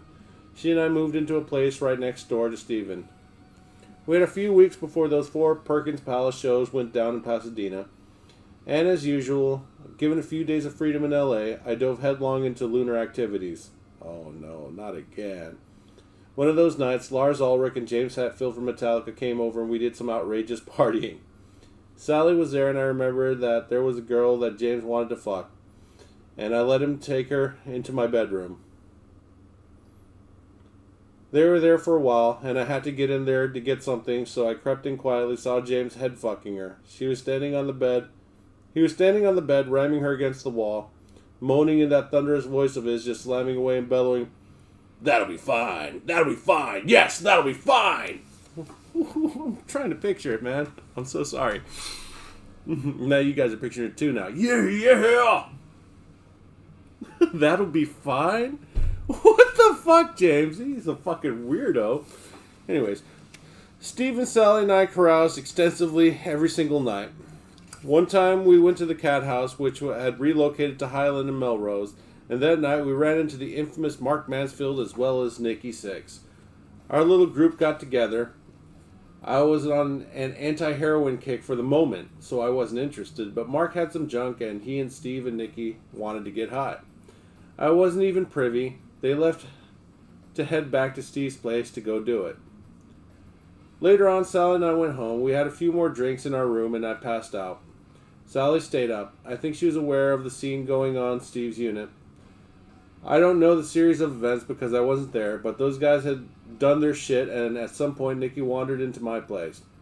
Apparently he had done one too many shots because he OD'd in my apartment. Oh, not another one. Sally tried to wake me up when she found Nicky in a heap in a corner. I was so drunk and tired that she had to pull me into the shower to bring me around. That hardly worked. I got belligerent and thrashed about and broke the glass shower door. Meanwhile, the paramedics were hoisting Nicky out of the bedroom. Steve was there too. All high, of course. Thank God for Sally. She was the one who called 911. Nicky might not be here otherwise. A few hours later, Christine, Doc McGee's assistant, came by to pick up Nicky's stuff. We found out that he'd gone to Cedars-Sinai, been revived, and he checked himself out on a few hours later. I'm not sure what he did after that, but legend has it he did more smack and immortalized the evening in the song Kickstart My Heart. In any case, if looks could kill, Christine would have done me in. She treated me as if Nicky's overdose was my fault, as if it had been my junk, my idea, as if I'd forced it on him. Christine was someone who was usually nice to me, but she was now sending me full-on daggers. I have never spoken to her again. In spite of all of that, the Perkins Palace shows were some of the best shows we'd ever done, and Fred Curry was playing. It was awful for Steve. He was standing there in his Clint Eastwood shawl with one of those batter's helmet hats with two straws leading into 2 cans of beers and his arm in a cast. I sort of felt sorry for him. He played tambourine. He was so pissed off. He was nice to Fred, but barely. I could understand that. He had to sit there and watch us play that well without him to a homecoming, friendly crowd, the likes of which we'd never seen. And then here's the boys just chilling out with Slash just dumpy sitting in the corner. You can barely see him in the shadows. Penis.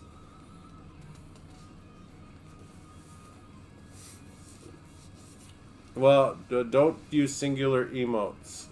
The animated emotes are just very distracting, and thank God they're really small because they keep on, like, something catches my eye while I'm reading them. I'm not saying don't use them. I'm just saying, maybe say some words with it or something. I understand you're busy. Earn that paycheck, son. Gotta pay them bills. Can't live off of ramen alone, and even that costs money. What the fuck do you want, dog? This upside down. What is this? What is this? Yeah. You're being silly. You're being a silly baby. That's a silly baby right there. No, nobody's calling you. Stay your ass right. No, lay down. Lay down. Don't you start. Don't you start. Good girl. Stay. Frankie. Oh, I ain't no first sergeant. My dad was a first sergeant. I was a fucking E4 Mafia. I was definitely a Don, but, I've been petting the pupper and she's been acting weird. I pet the pupper with my foot. Pet the pupper with my foot. Pet the pupper with my foot. Don't you snarl at me. I will bite you. You know this. Actually, I haven't bit her yet, but, Suddenly a wild sister appears. How's your tailbone feeling, kid? I had nothing to do with Nicky's overdose, but the fact that it happened in my apartment was reason enough for the powers to be to punishing me by exiling me. You can't throw a poke. You gotta wear it out first. You can't just straight up that. She totally dodges. But the fact that it happened to me, I had nothing to do with Nikki's overdose, but the fact that it happened in my apartment was reason enough for the powers to be to punish me by exiling me, Sally and Stephen from Hollywood, to a Holiday Inn down in Hermosa Beach. Hey, watch your words. I don't think you meant any harm by it, but those are some mean words. My bro. Youngster. Yeah, I'm sorry. Yeah, them's dangerous words too. I mean, I could learn you the code that they speak, but I don't want to be outed and be slated for execution. It was the first of a few times that management had devised ways to get me out of town to locations with less activity in an effort to keep me in check. Their intentions were good, but their execution never was. Hermosa Beach was certainly eons away from Los Angeles. And one thing that was for sure, I was stuck there in that little one bedroom with its little TV and 2 chairs because I didn't have a car. There wasn't a proper kitchen, but there wasn't a proper anything, and it was too far from a town that could fulfill those needs. There wasn't even room service. Gasp! No room service? Look, Frankie knows what I'm talking about, because, you know, us girls, we gotta stick together. Hey! Like I said, breaking the code, which I could probably break about 75% of it, I don't want to, because that's more dangerous than having dirt on the Clintons. I'm telling you.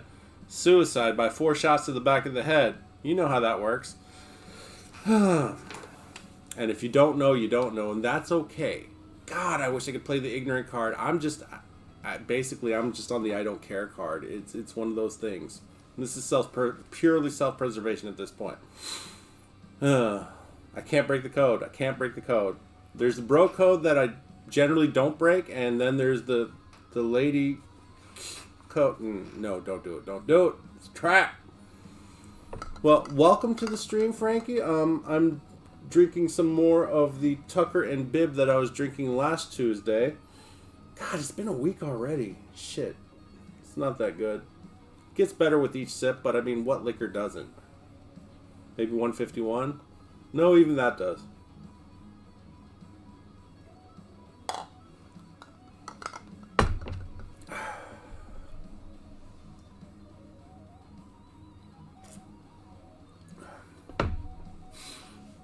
Oh, I always joke around about how, you know, I didn't like women as a child because I didn't understand them.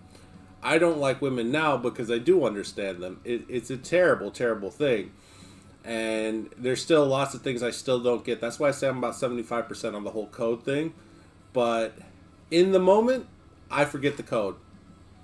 And, you know, go ahead to me still sounds like it's okay, go ahead, instead of I dare you to fucking do it, motherfucker. I'm still a total dude, bro. Oh my god, go tell them Psycho Veteran says hi. I don't care who it is. But if they're super ooh-woo and friggin' them hate Orange Man, don't tell them anything from me. Because they'll just get on my channel out of curiosity and they'll be like, oh my god, he said something that was true. Let's cancel him. So, do whatever. See you in a sec. Steven was next door to Sally and me. And I have to say, this was the beginning of Steven's downward spiral. A few times I saw him, he had all kinds of shit going on in his room. He was doing tons of blow and always had one girl or another keeping him company. I can only say this in retrospect because at the time he seemed happy. I was there drinking bottle after bottle of Jack as my relationship, such as it was, with Sally came to a dramatic head. We fought non-stop once we relocated to Hermosa Beach. She became progressively more belligerent, and once I finally lost my patience, I shipped her off to LA. For the next few years, I'd run into her one time, and she even materialized at the foot of my bed. But we'll get to all of that in just a little bit. We did lies during this period. We got the acoustic stuff all down. I did my guitar overdubs. That kept me occupied for a fucking second, which was great, because every day that I spent in Hermosa Beach, I was one day closer to exploding. The guitar parts on lies took me exactly 2 days, if anything. I was so excited to be back in LA that I ripped through them too quickly. I wish it had all taken longer. It seemed like my exile lasted an eternity. It was a kind of reality where 24 hours took years. I wasn't real popular down there either. I'd go down to the local watering holes and there was nothing fun to do, and the locals' vibe wasn't all that welcoming. That place was a beach and surf scene, and when a town adopts that as its cultural identity, there's nothing interesting about it at all, at least to my gutter rat sensibilities at the time. We hung around for a while, then we headed out to New York City to play a few headlining dates. We had Zodiac, Mind Warp opening up for a few as well as EZO. These gigs were staggered, but I remember playing the Limelight. We didn't take it all that seriously. Our plan was just to fly in and use some other band's equipment. I took sleeping pills before the flight in LA. When we missed our flight because Axel was running late, I somehow managed to stay awake. We always traveled together on the road, and while we waited for Axel and the next flight, I just kept drinking Jack. Nice. By the time we got to New York City, it was time to go right to the show, and the combination of booze and pills had really kicked in. I slept maybe an hour on the plane, so basically I was the Walking Dead. We'd go up there unannounced, and all the things considered, it was a pretty good night. The only problem was the dreaded moment when we had to play Sweet Child of Mine. It took me 10 minutes to get those first 8 notes together. I start and stop, and until finally I figured it out. It was embarrassing but funny at the same time. I think that was the same night that I stage dove and the crowd parted like the Red Sea and let me hit the floor. I lay there for a moment, taking stock of whether I'd broken any bones or not. Then I got back on stage and tried to maintain some semblance of cool. You know, it's funny, he never mentioned anything about his recovery process, about his neck after wrestling with Nikki. It's just, that's it. He had some acupuncture and he was fine. He's fine. Put some needles in it. The Ritz show in New York we played that trip was hugely popular on MTV. It wasn't one of our greatest shows by any means. Axel was having vocal problems, and though we didn't play badly, we'd played so much better in the recent past. In any case, it was loose and out of tune and punk rock, and for those reasons alone, it was something to be recognized. That footage is important to us because it is the essence of the band. The crowd was great, and like so many memorable moments, it was over and done before I even knew it. Heroin, man. Yes. Guys, you got any heroin? Let's do some heroin, man. Let's just get zonked. We did a few gigs on the East Coast afterward, and that was guns in our prime. I remember one particular night at L'Amour in Brooklyn, which was one of the most classic metal /hard rock venues that anyone could ever play in New York City. Izzy got totally drunk, downing beers backstage while we were waiting to go on. But he remained cool, in his own way. Izzy was always funny like that. That night he let on like nothing was wrong, spending the entire show sitting on the tiny ledge between the top and bottom cabinet of his rig. It was hilarious to watch. Those were great gigs. All the fans that were there know it as much as I do. During that period when we headlined, we had a certain majestic presence. Something happened in those months when we made the move from opening band to headliner. By then we knew how to make our 45 minutes of no-holds-barred experience. We were a great opening band, but when we were billed to play more, we were even more bang for the buck. Headlining had a personal vibe to the set. Those nights when we had free reign of the room, we were everybody's band. That's kind of heartwarming, you know? Good for them. But, you know, this is forever and a day ago. Most of you guys weren't even born then. Well, some of us were born then, but, you know, waffles. We landed back in LA and we shot the Sweet Child of Mine video, which kept us busy until Alan could get us back on the road. That video was fine. It was just another long 2-day sit-around shoot.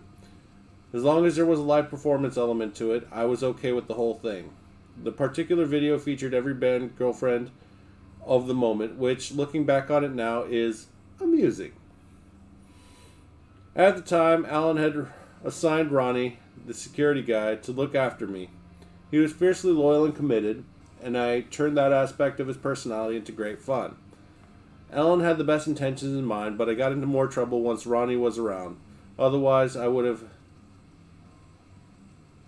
because I began to focus on fucking with him as my new pastime.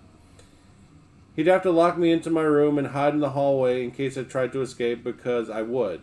Ronnie was great. He played along. He never really lost his temper, even those moments when I devoted all of my energy to sneaking past him. All things considered, he was a great asset until it went south. Until it all went south. We'll get into all of that in just a little bit.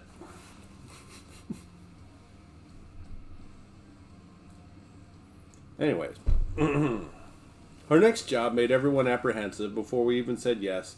It was opening for Iron Maiden, starting out in Canada in May 1988. On their tour in support of the album Seventh Son of a Seventh Son, we weren't overly excited about it, as we didn't feel like we were the perfect match. I had nothing against them. I had gotten into them via Ron Schneider from Titus Sloan, who loved Maiden, Rush, Armageddon, and Sabbath. So I was familiar with Iron Maiden's entire catalog. I spent many an afternoon when we dished junior high watching Ron play his Rickenbacker bass along to the Maiden records. I liked the Killers record most of all. After that one, I lost touch. Iron Maiden's theme on that tour and on that concept album was some kind of polar holocaust. The set looked like a huge glacier from which their mascot Eddie emerged unfrozen from his ice tomb or whatever. Apparently the album was a big hit for them in the UK and is considered one of their best. To us, the whole thing was ridiculous. We hated their stage show on site and had a hard time playing with that ice scene backdrop behind us every night.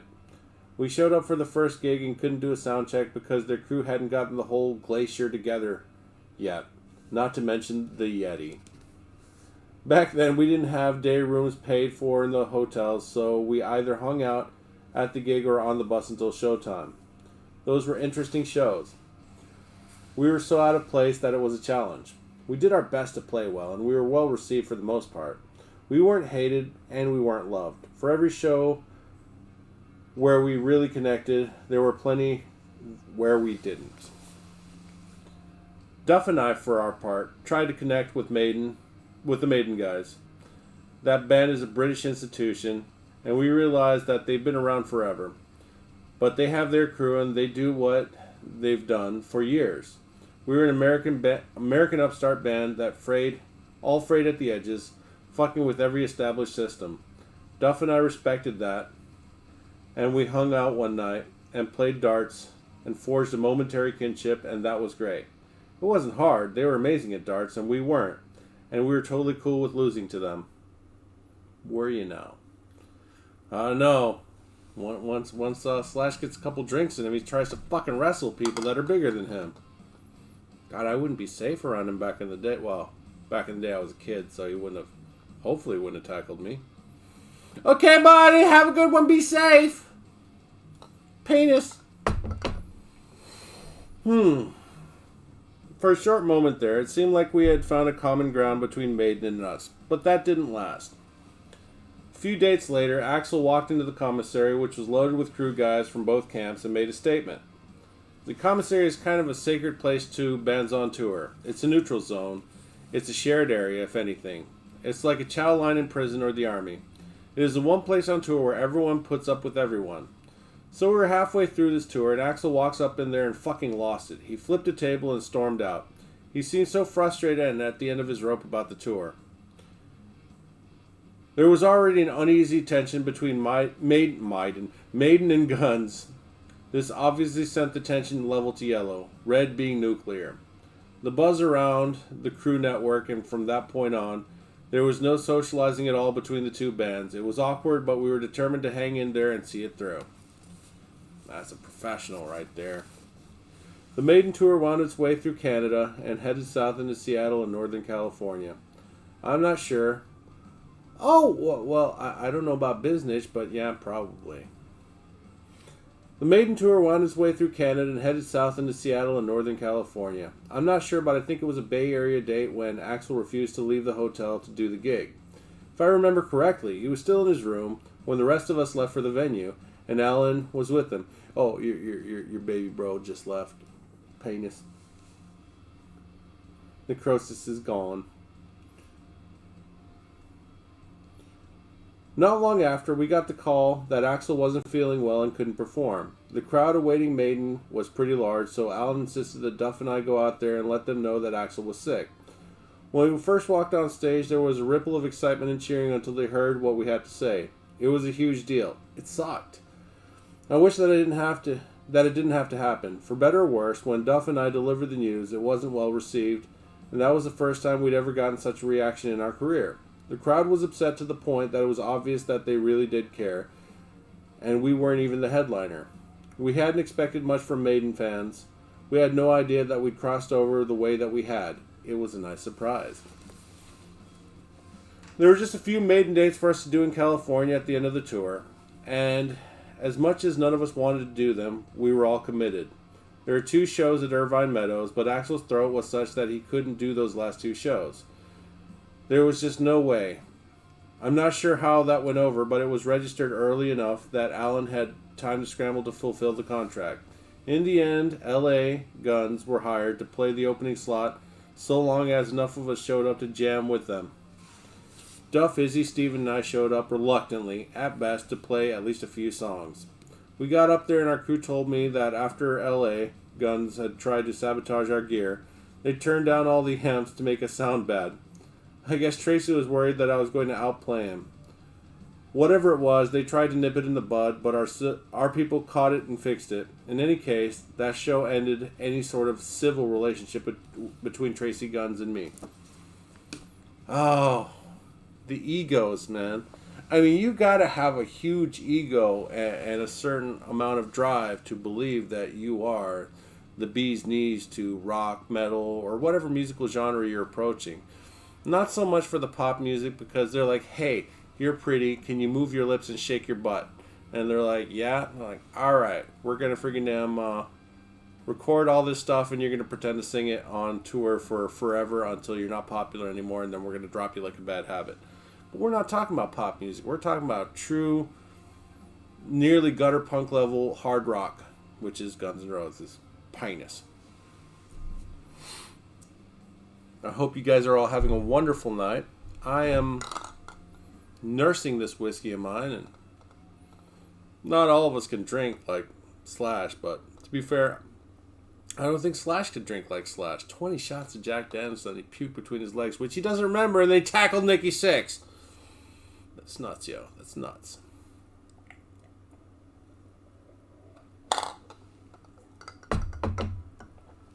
Ooh. I hope you said what you had to say to whomever. What are we on? 1 hour and 59 minutes. Hey, dog, what do you think? Smoke break? Alright, we're going to take a quick smoke break. I'll be back in about 5 minutes. In the meantime, yeah, I'll put up my Be Right Back screen. What is it?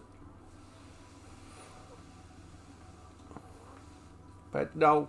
Pet dog. Oh, look at that sweet baby. Look at that sweet baby. This is a pretty kick-ass dog, not gonna lie. Alright, 5 minutes.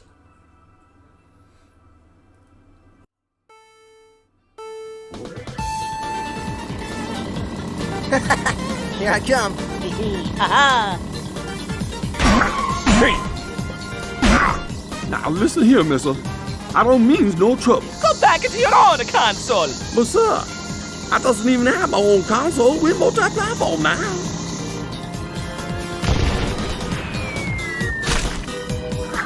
Knuckles? It must be a Mario. He takes racing too seriously. He takes everything too seriously. You motherfuckers invite non-Nintendo characters onto my track?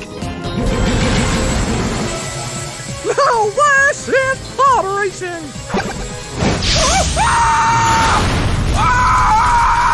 Holy shit! He's killing all the non-Nintendo racers. What is he? Some kind of racist?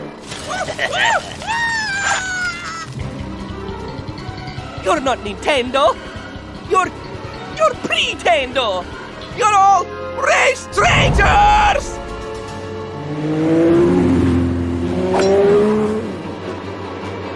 castle. Oh my God! Ah! That's fucking going to my head!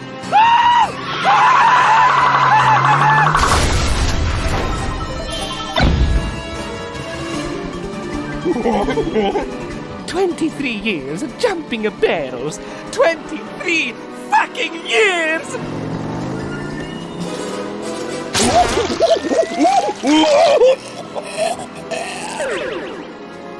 Oh God! Oh fuck! Oh fuck! Oh fuck! Luigi! Coming for you, nigga.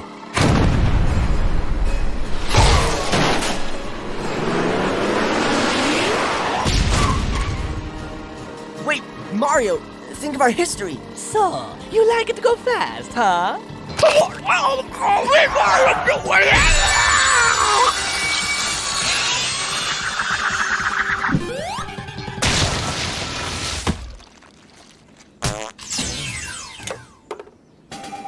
All right, I caught it. Now it's mine, and I can force it to do whatever I want.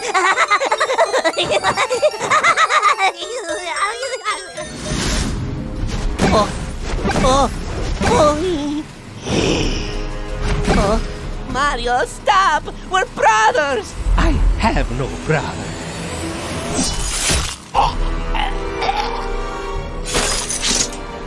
Mario! Oh shit, it's Kratos! Fuck you, Kratos! You PlayStation characters never learn!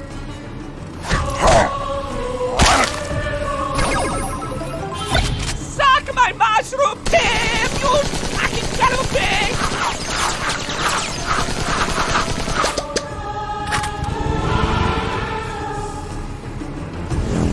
Oh, hey Mario! Nintendo!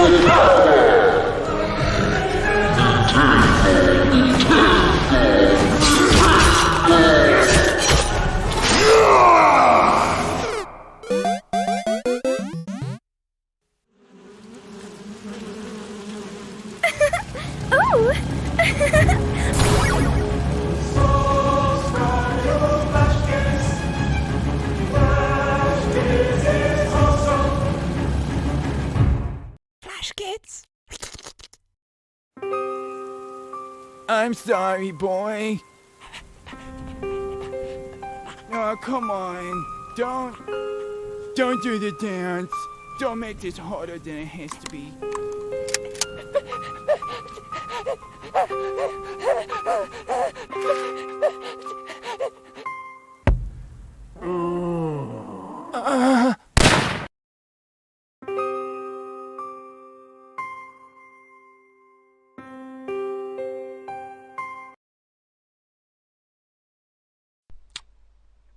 Man, I just love noodles. Not as much as me, dude. Not as much as me. Oh yeah? I bet I love them even more. Okay then, how much do you love noodles? This much. And I will always love noodles.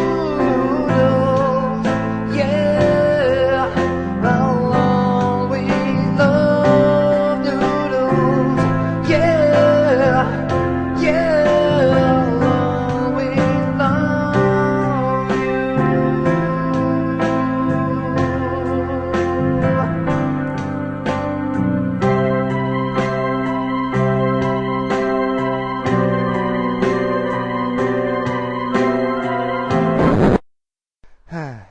So how much do you love noodles?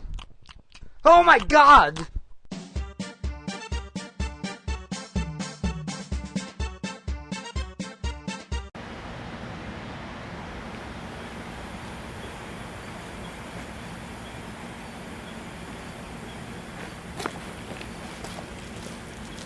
Ladies and gentlemen, Colonel P.T. Chester Whitmore is proud to present Buffalo Chungo and the Zimbabwe Songbird. Do you see Banana Man hopping over on the white hot sand?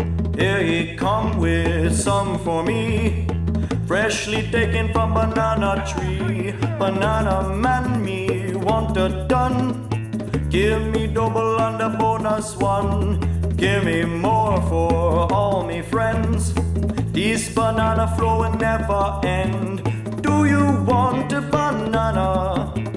Peel it down. Hey, Kitty Girl, it's your call. Do you want me to finish this video? Do you want a banana? This banana for you. Tonight we dance around the flame. Then we get to play the spirit game. Spirit names we shout out loud. Shake the thunder from the spirit cloud. All the songbirds in the tree chant a tune to let the spirits free. Then we see them in the night. Spirits jumping by the firelight. Do you want a banana? Peel it down. Do you want a banana? This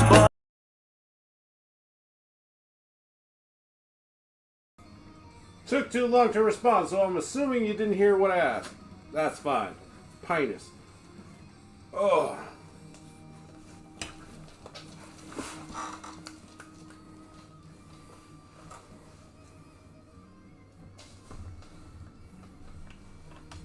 Oh my goodness, that's such a good girl. Oh. Oh, goddamn motherfucker.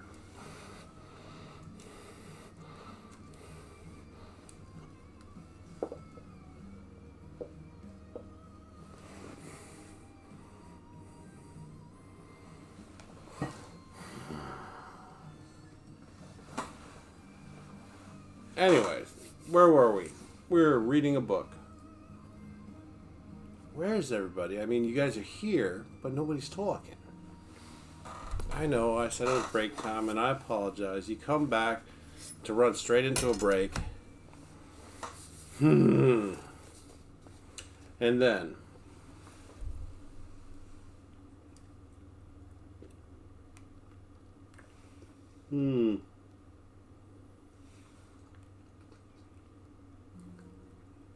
Those shows were the last dates on our tour. Well, on our schedule. See, I just assumed shit and I just added the words before I even got to the end of the sentence. That makes me some kind of bad.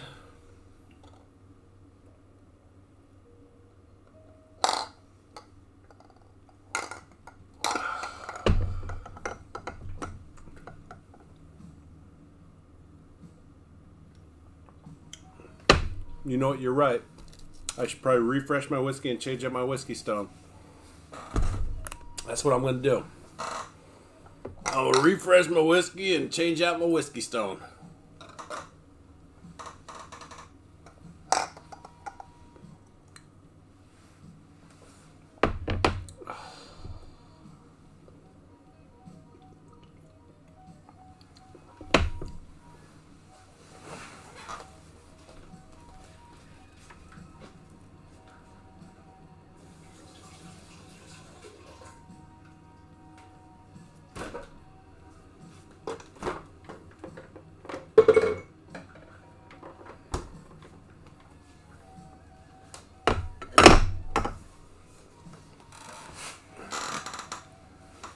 Pooping! Hell yeah! Hopefully you had a productive session. Yes, I came by and Cheddar greeted me at the door, but I was like, I'm not going to bother them. They heard it was break time. They didn't want to join me, so that's fine. It's fine.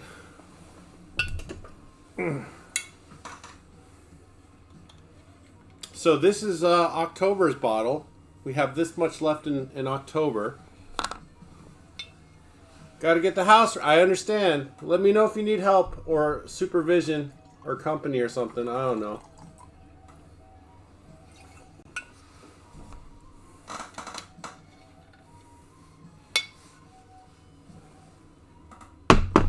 It's funny because knob is a word for freaking penis in England.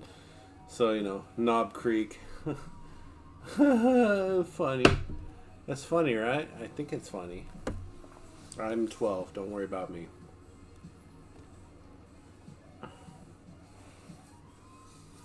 I hear you. Well, you keep on ordering boxes, so that's going to happen.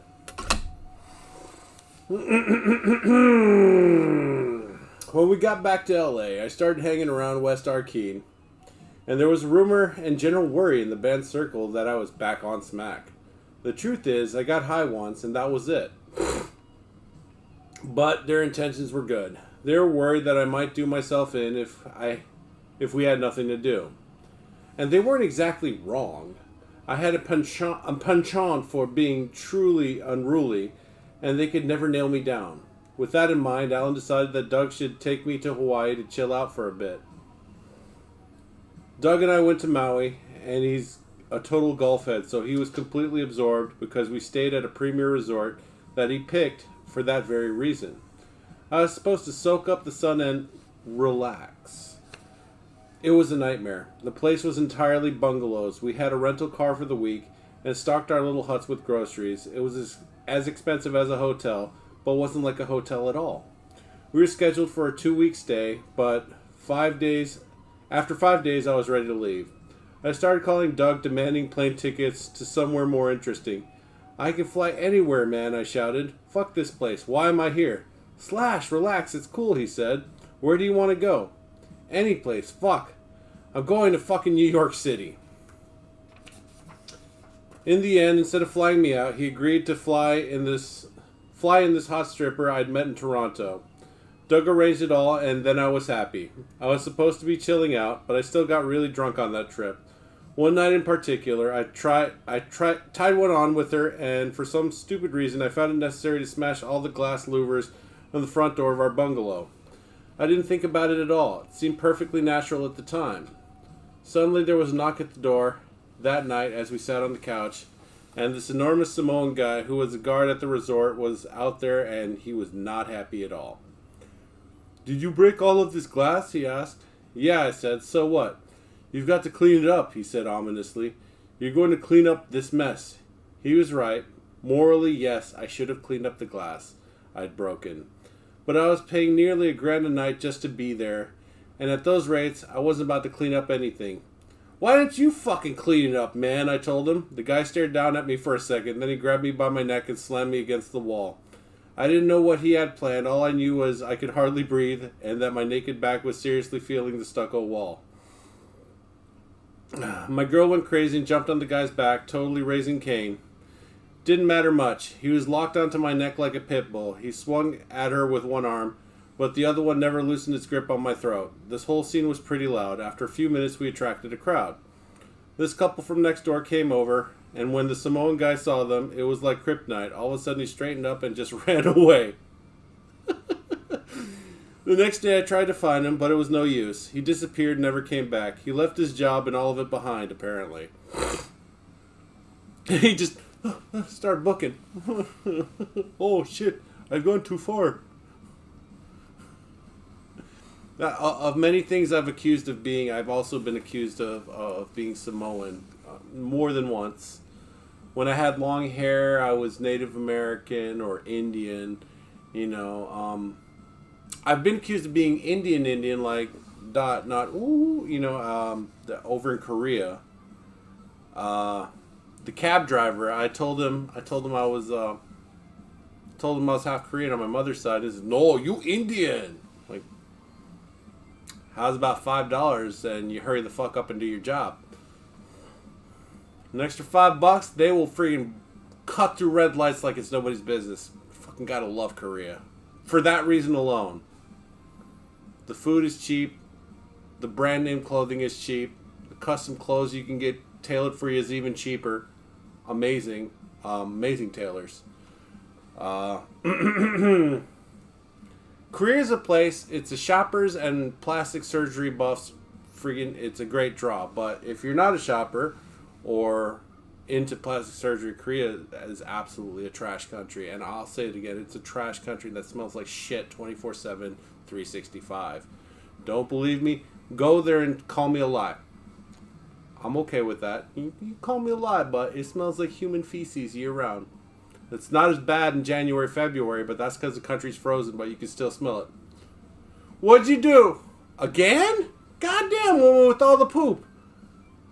You were just pooping a second ago. You pooped again in that much time? Woman. And there's a reason why they call you poo-poo. Can't take you nowhere. Always pooping. Well, you don't want to go nowhere. Anyways, we did a mini tour shortly after that. It was something that Alan booked to keep up our momentum. We played a theater in Phoenix with T-Sol. I remember when I arrived there, everyone in our camp was happy and relieved to see me. I was suntanned and Doug was very proud. According to him, he'd taken me down to Hawaii and straightened me out. I found that pretty funny. We did the first gig and it was fine. But the second night, Axel didn't show up. He refused to leave his room. I don't know how intensely Doug and Alan tried to get him out of there, but I still don't understand why he wouldn't come out. But it was a serious blow to morale in my mind. We in the band were beside ourselves. We were headlining and we couldn't just forgive this. There aren't too many reasons to miss going on stage. If there's a death in the family, or you're dead yourself, or sick at best, deathly ill, it's inexcusable. It's excusable. Excuse me. Aside from that, you crawl on stage if you have to. It set off a chain reaction. The floodgates of dysfunction were open from that point.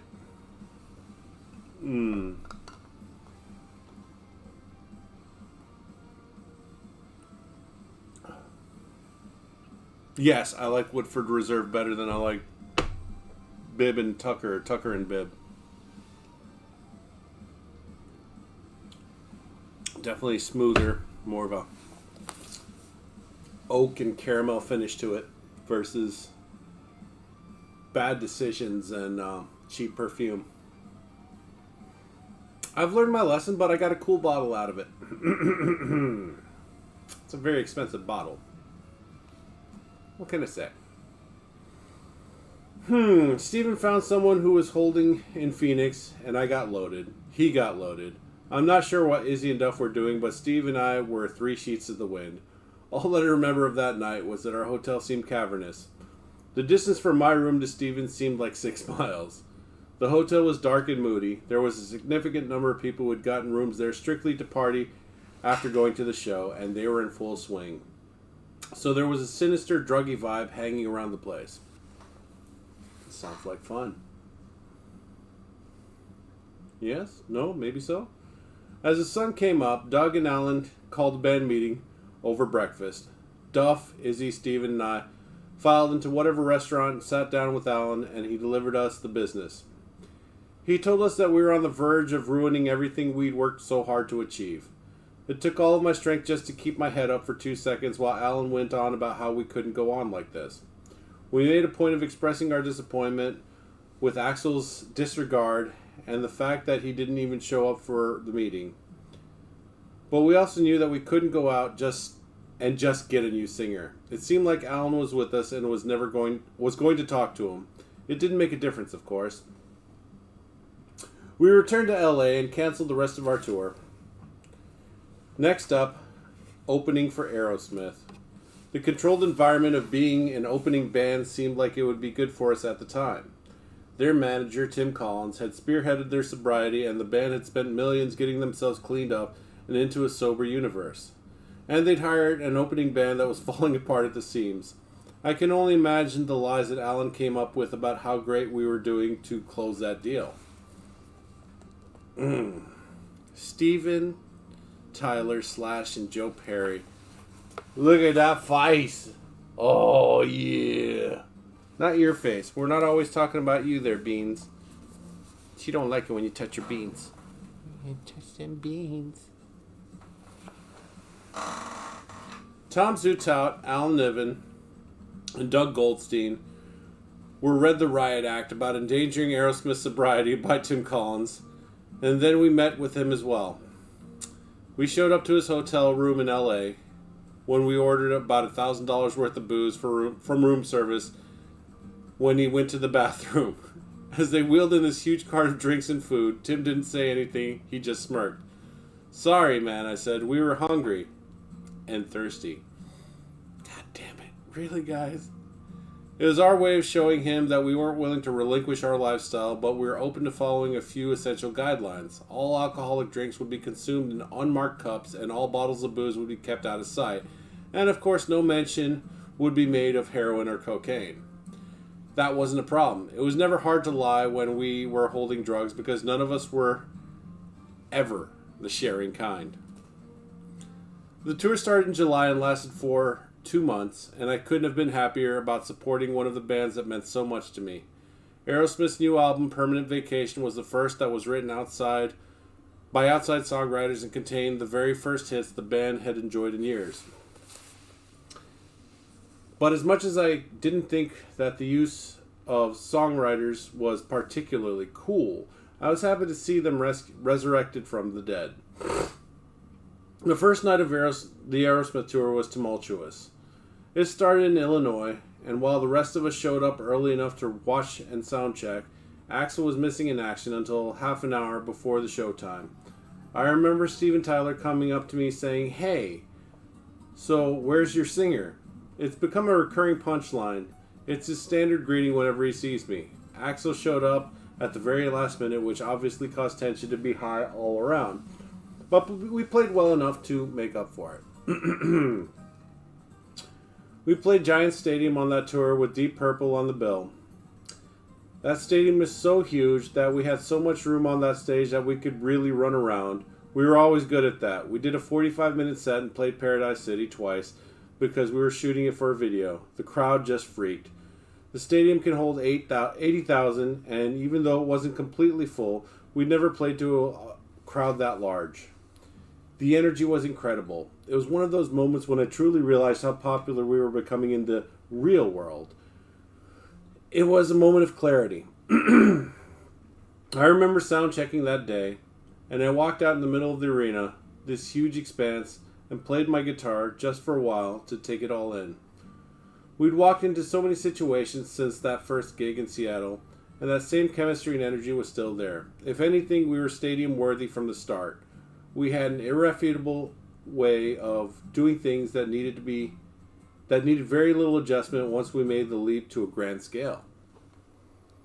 We came off stage and I was on cloud 9, so I went onto our bus and celebrated with about 5 lines of Coke and a few deep tumblers of Jack Daniels. Literally the minute after I'd finished my last line, Gene Kirkland, a photographer I knew, burst in and said that he was there to shoot Joe Perry for the cover of Rip magazine, and Joe had requested that I be part of it. The Coke was really hitting me, and the Jack wasn't helping much. I felt like Frosty the Snowman.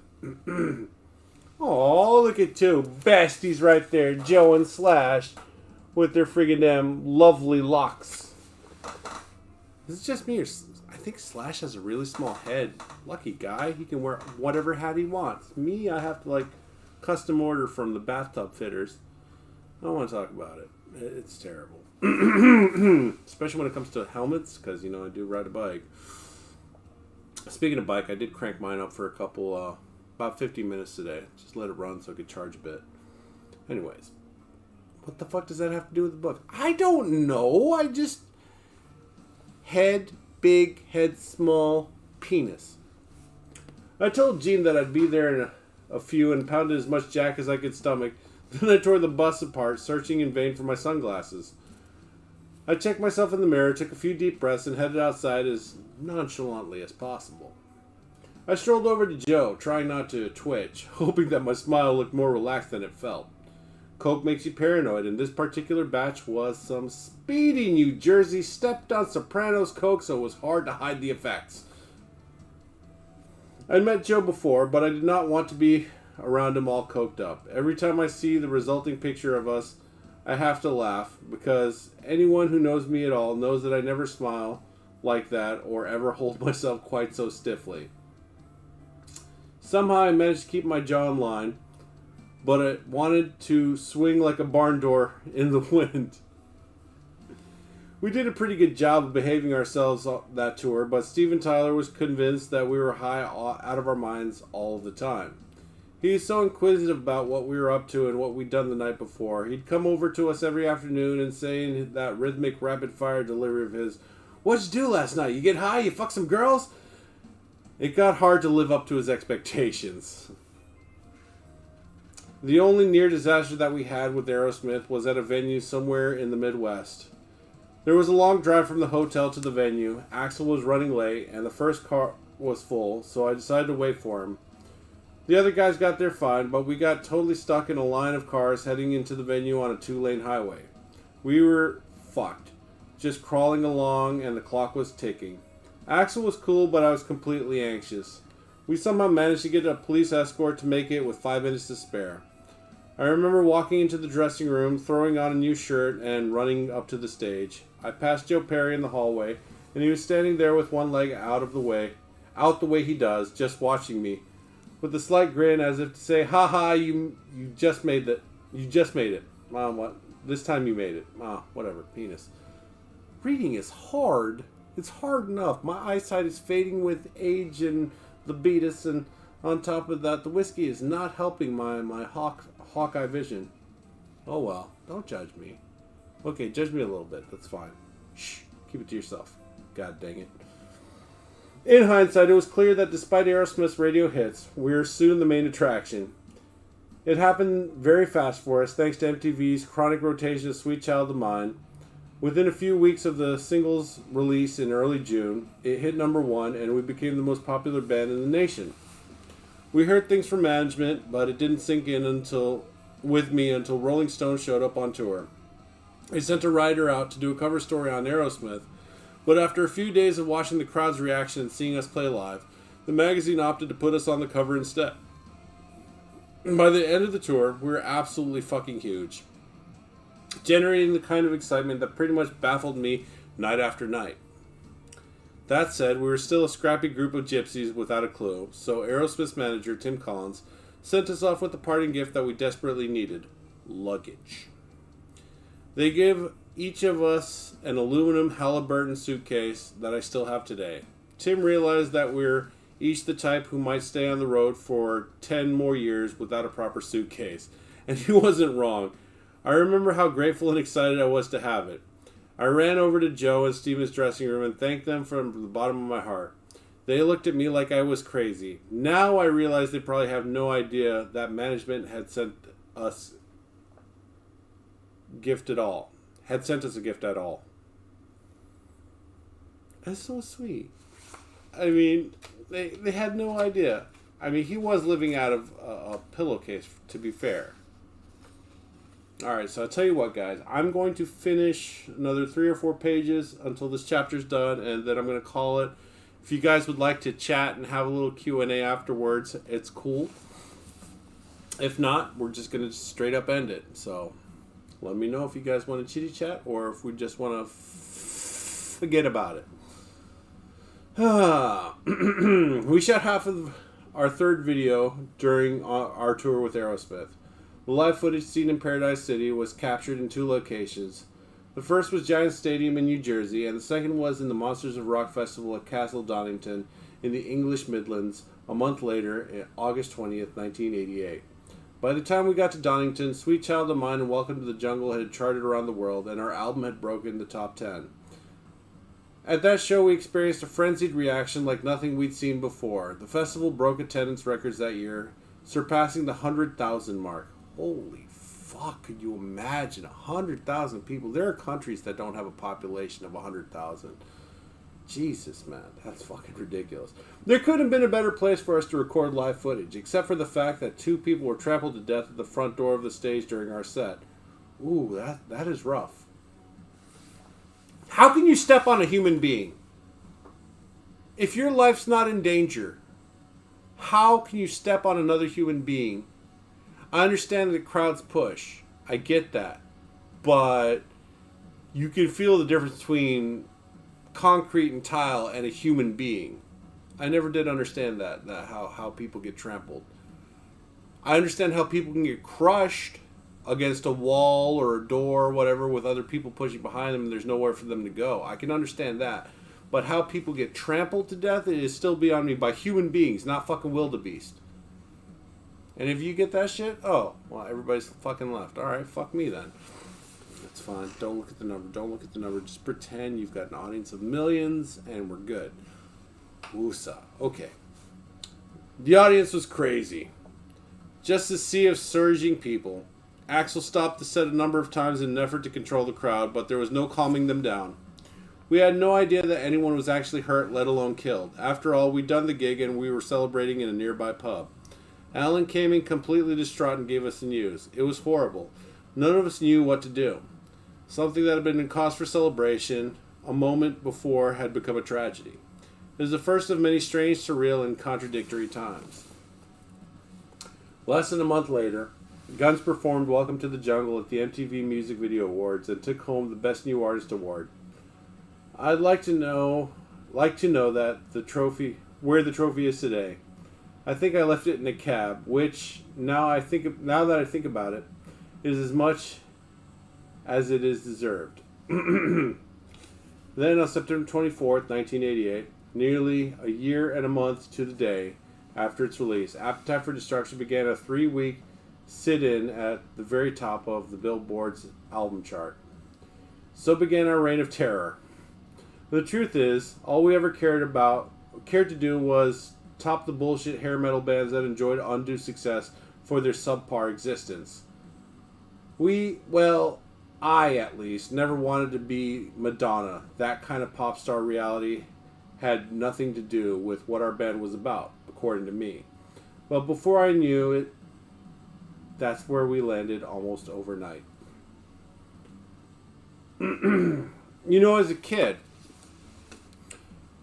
there were bands out there, and there were bands that me and my personal circle of friends several times, stopped listening to them once they became popular. And, it was weird because, they'd sold out, but it wasn't the problem that they became popular. The problem is that once the band did become popular, they changed their sound.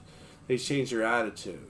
They changed their hard edge for an acceptable pop format. And so a lot of times, at least the hardcore fans of hardcore bands, once they became popular, we just stopped listening to them. I can't name any particular ones off the top of my head. I seem to have a tiny touch of whiskey brain. But, I gave up with Metallica after Saint Anger. I tried really hard to get behind Load and Reload, and the Black Album was okay, but it was poppy, and I was like, they cut their hair, and they made these short 3 to 5 minute songs, and it's just like, who are you? What have you done to Metallica? Because especially a follow-up to an Injustice, fuck. To switch from fucking Justice to Black was night and day. And in a way, I'm kind of glad that Jethro Tull won the Metal of Album of the Year over Metallica just cause. But it didn't make sense. Nobody got it. Everybody was confused. Turns out the award shows are all bullshit. And we knew it very well at that point if we didn't know it before.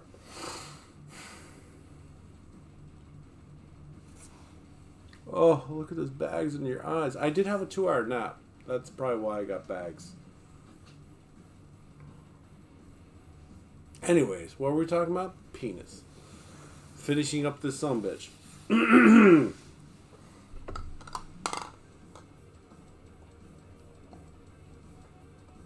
After nurturing us through making the record, then waiting a year for it to take off, Tom Zutaut wasn't going to let this upswing lose momentum. He convinced us to package the acoustic recordings we'd just done with a live Like a Suicide album and release it immediately. You need a nap? Go ahead, take a nap. I'll cover for you. Hold on, I'll be right there.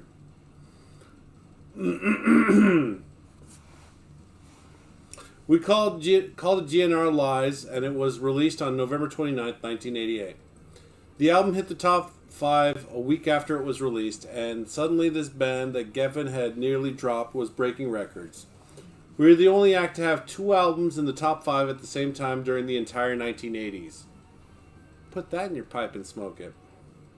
We'd broken in America and the UK already, so Alan booked us on a tour of Japan, Australia, and New Zealand, where the record was just starting to take off.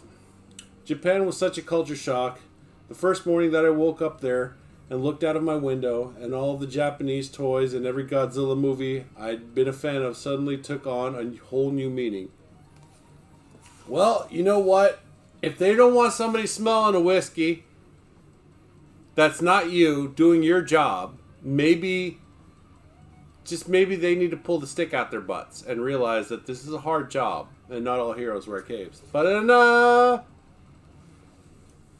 shit, I hope nobody clips that and fucking damn turns into a meme. Hey, just did the salute. Did I? Oopsie. I was taking off like Superman, not freaking saluting the Fuhrer, but take it however you want to, guys. Right? Anyways.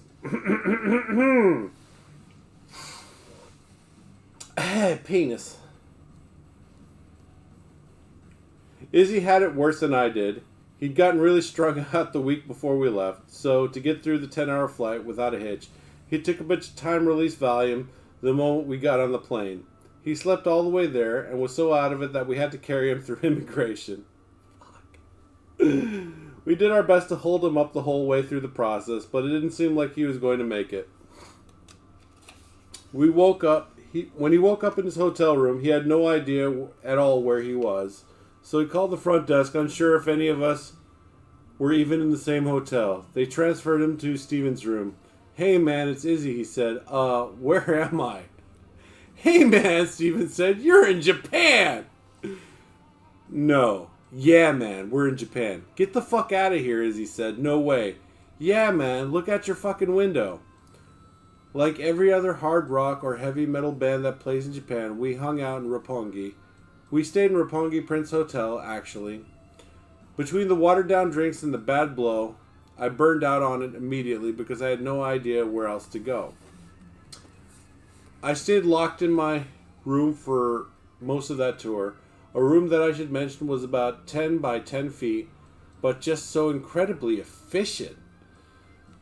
There was the language barrier, of course, but above and beyond that, I couldn't deal with Beatlemania element of Japanese music fans.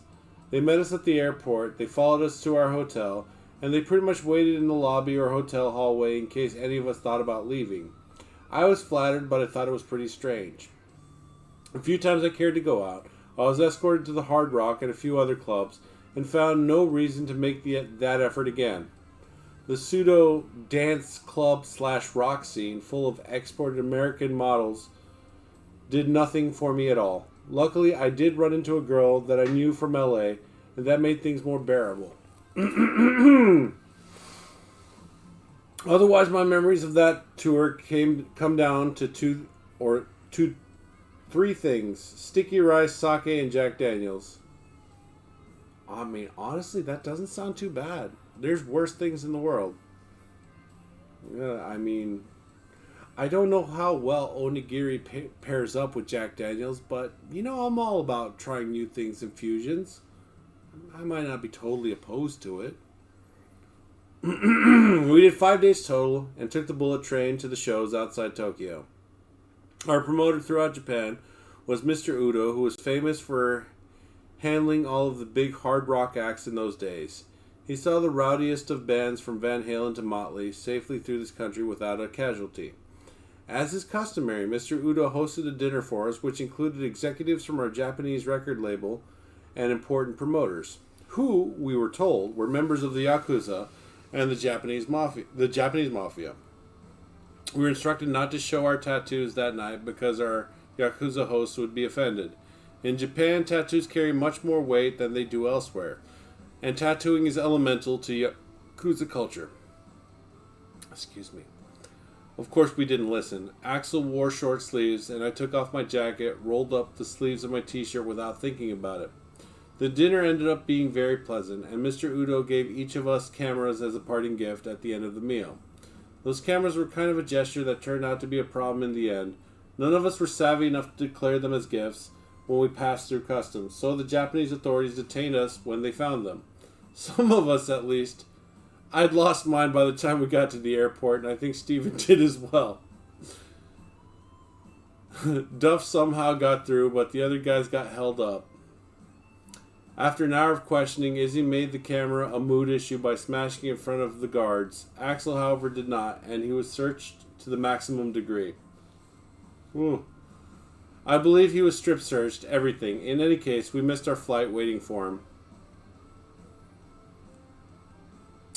Our next stop was Australia. We did a short tour that hit Sydney and Melbourne, and since our record was just barely cracking their consciousness, we resuscitated a few covers like Marseille by the Angels and Nice Boys Don't Play Rock and Roll, which is by one of Australia's greatest rock bands, Rose Tattoo.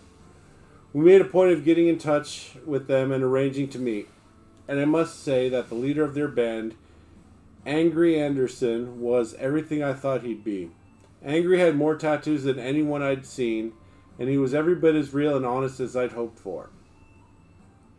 By this time, we were showing signs of wear and tear from the physical demands of excessive touring, and it was taking its toll. We'd also been spoiled by the sheer enthusiasm of the crowds in America, so Australia was a little bit of a letdown when we needed a lift. The chicks were standoffish and independent. They weren't clamoring all over themselves to meet us the way they did everywhere else. At this point, heroin started to rear its ugly head again. Izzy and I ran into someone who had some, and we copped a little. We soon discovered there is a long-standing heroin culture in Australia. We kept it together, though, just a taste here and there, so it didn't evolve into another full-time habit. Okay. We did manage to get the most out of it and did some good writing while there. Civil War was just an instrumental that I had written just before we took off for Japan. Axel started writing lyrics to it, and we worked it up into a proper song at soundcheck in Melbourne. First, the beginning part, then the heavy section. The song came together very quickly. After our 5 days in Australia, we popped over to New Zealand, and at that point, I realized that I was completely burned out. I had been there 2 long years on the road.